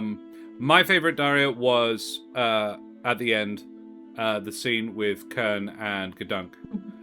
That's a reconciliation at the end. Giving I love deep. I love giving even the bad guys. Some of them have a good side. He was morally grey in the way that the others weren't. Not super morally grey. He did know what he was doing was wrong. That whole conversation was really cool, and I love that you woke him up to have it. Yeah. I appreciated Gedunk's mercy, because I think Gedunk was a lot kinder to him than he deserved. I'm like, he's claiming that he's trying to do good, but I'm like, you also don't experiment on people without their informed consent, motherfucker. I kind of hope that the Nanuqs fuck him up a bit before they, I hope they put him through the ringer before he's accepted by them, because that's not morally acceptable. But I could understand why Gedunk was being like, no, I'm gonna give you a chance. I think the only reason he did is because he actually does love his own pirate dad, and he saw enough of a correlation, like a lot of similarity between them, to be like, if some Nanuqs actually like this, which they did. I like that some of the Nanuqs had different views on it. That was kind of what pushed him to talk to Karen. Yeah. Like, if I played any other character than Sharee, she would have just continued. After he backed down, they would just slap that collar on even after he gave up. Sharee's like, Sharee is such a teddy bear. She's like, oh, he gave up. I'm still pissed off, but I'm not going to actually kill someone. Yeah. Yeah, it's like, I'm pissed off, but I'm not that pissed off. I'm also hurt, and he's a doctor, but murder is wrong. Mostly. Yeah. Daria, favorite self? Favorite self? Yeah, I love the fact that through this small campaign, the continuity of Gedunk's worry about fellow Neozos came through when Kinneth was like, is this normal? And I was like, look, there's evidence-based trajectory of how Gedunk feels about this. I think that's good enough. Yeah, absolutely. Cool. Alrighty. Well, that leaves us with one person left to flatter, and it is the incredible cough machine herself, the mother of bunnies. I want to go first with a particularly good zinger that I wrote down. That's why you don't skip leg day, motherfucker! Yep. Another very good zinger was like, you have a weak negotiating position right now. I really enjoyed the willingness of Arlette to, I guess, go against the stereotype. Like, Arlette was willing to die for the gun, and was happy to be like, cool, I'm not a fighter, but I understand that holding a gun to someone's head will, probably end the situation. And you never played Arlette like, oh, well, no, that's just, didn't wall off any of those options. And with Cyrus as well, with just like going for the handgun, be like, well, it's a gun. I know I'm not a fighter, but it's not something I'm willing to take off the table just because that's part of my culture. There's a difference between being a pacifist and being a coward. Like she wasn't a coward. She just didn't like violence. And there's a very important distinction, which you played very well. Because the obvious, the temptation would be to go like, oh no, complete pacifism, total coward. But yeah, I would actually argue strongly that pacifism is quite a brave stance, not a cowardly one at all. Yeah, it is. I think to Alan it made more sense to, like, it was a negotiation kind of tactic. It was literally like, well, if I have the gun, they'll think I might shoot them. But I know I won't. Unless I do it by accident. I love that little ending bit. It was like, at some point during the short skip from this moon to the planet, that gun is gonna go off. Chekhov's gun. Yeah. Yes, exactly. Or Cyrus's gun. Yeah. Yeah. Favorite self, my lovely? Oh, definitely the swan dive for the gun and then latching onto the guy's leg, just like a Twice. Go for the legs. Solid tactic. 2 times out of 2, it works every time. Shanhos says, I skip leg day every day. I skip every leg day. I really enjoyed that 5-word sentence there, Shanhos, because I skip every leg day, and I skip on every leg day. 2 double meanings there. But Shannon never goes to the gym, apparently. It was well done. Alrighty, well, guys, we should go away from here because we have been streaming for a gosh darn while. But we need to find somebody to raid. Who have we got? We have a couple of options. That's a rerun. We don't want to raid them. Who else do we have? We have Sunbalaki. Sunbalaka. Yeah.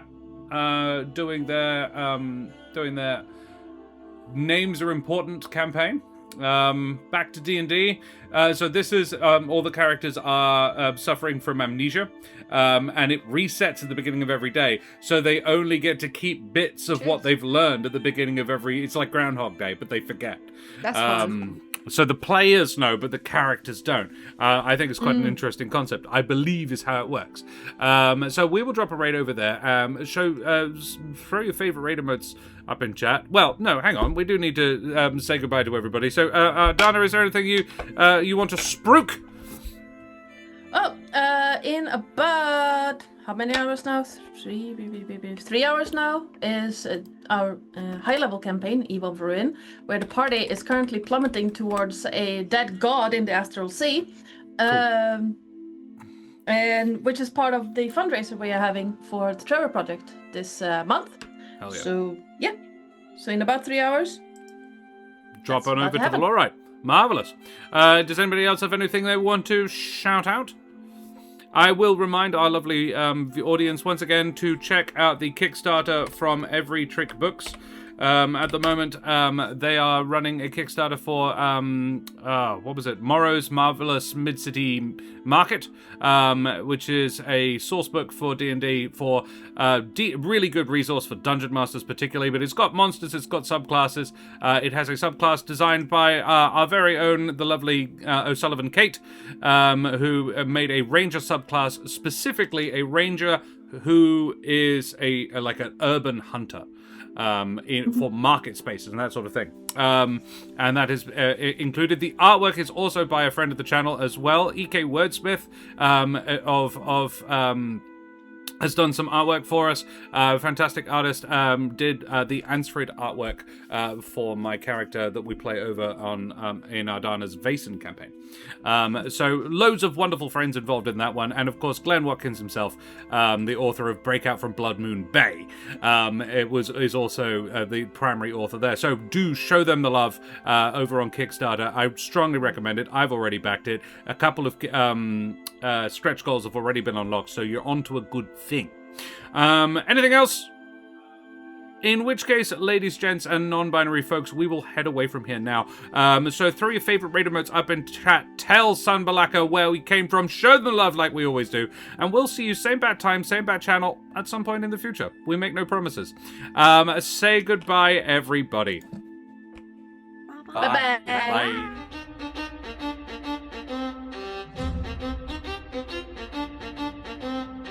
Don't forget to like and subscribe, you wee scallywags! Avast for now!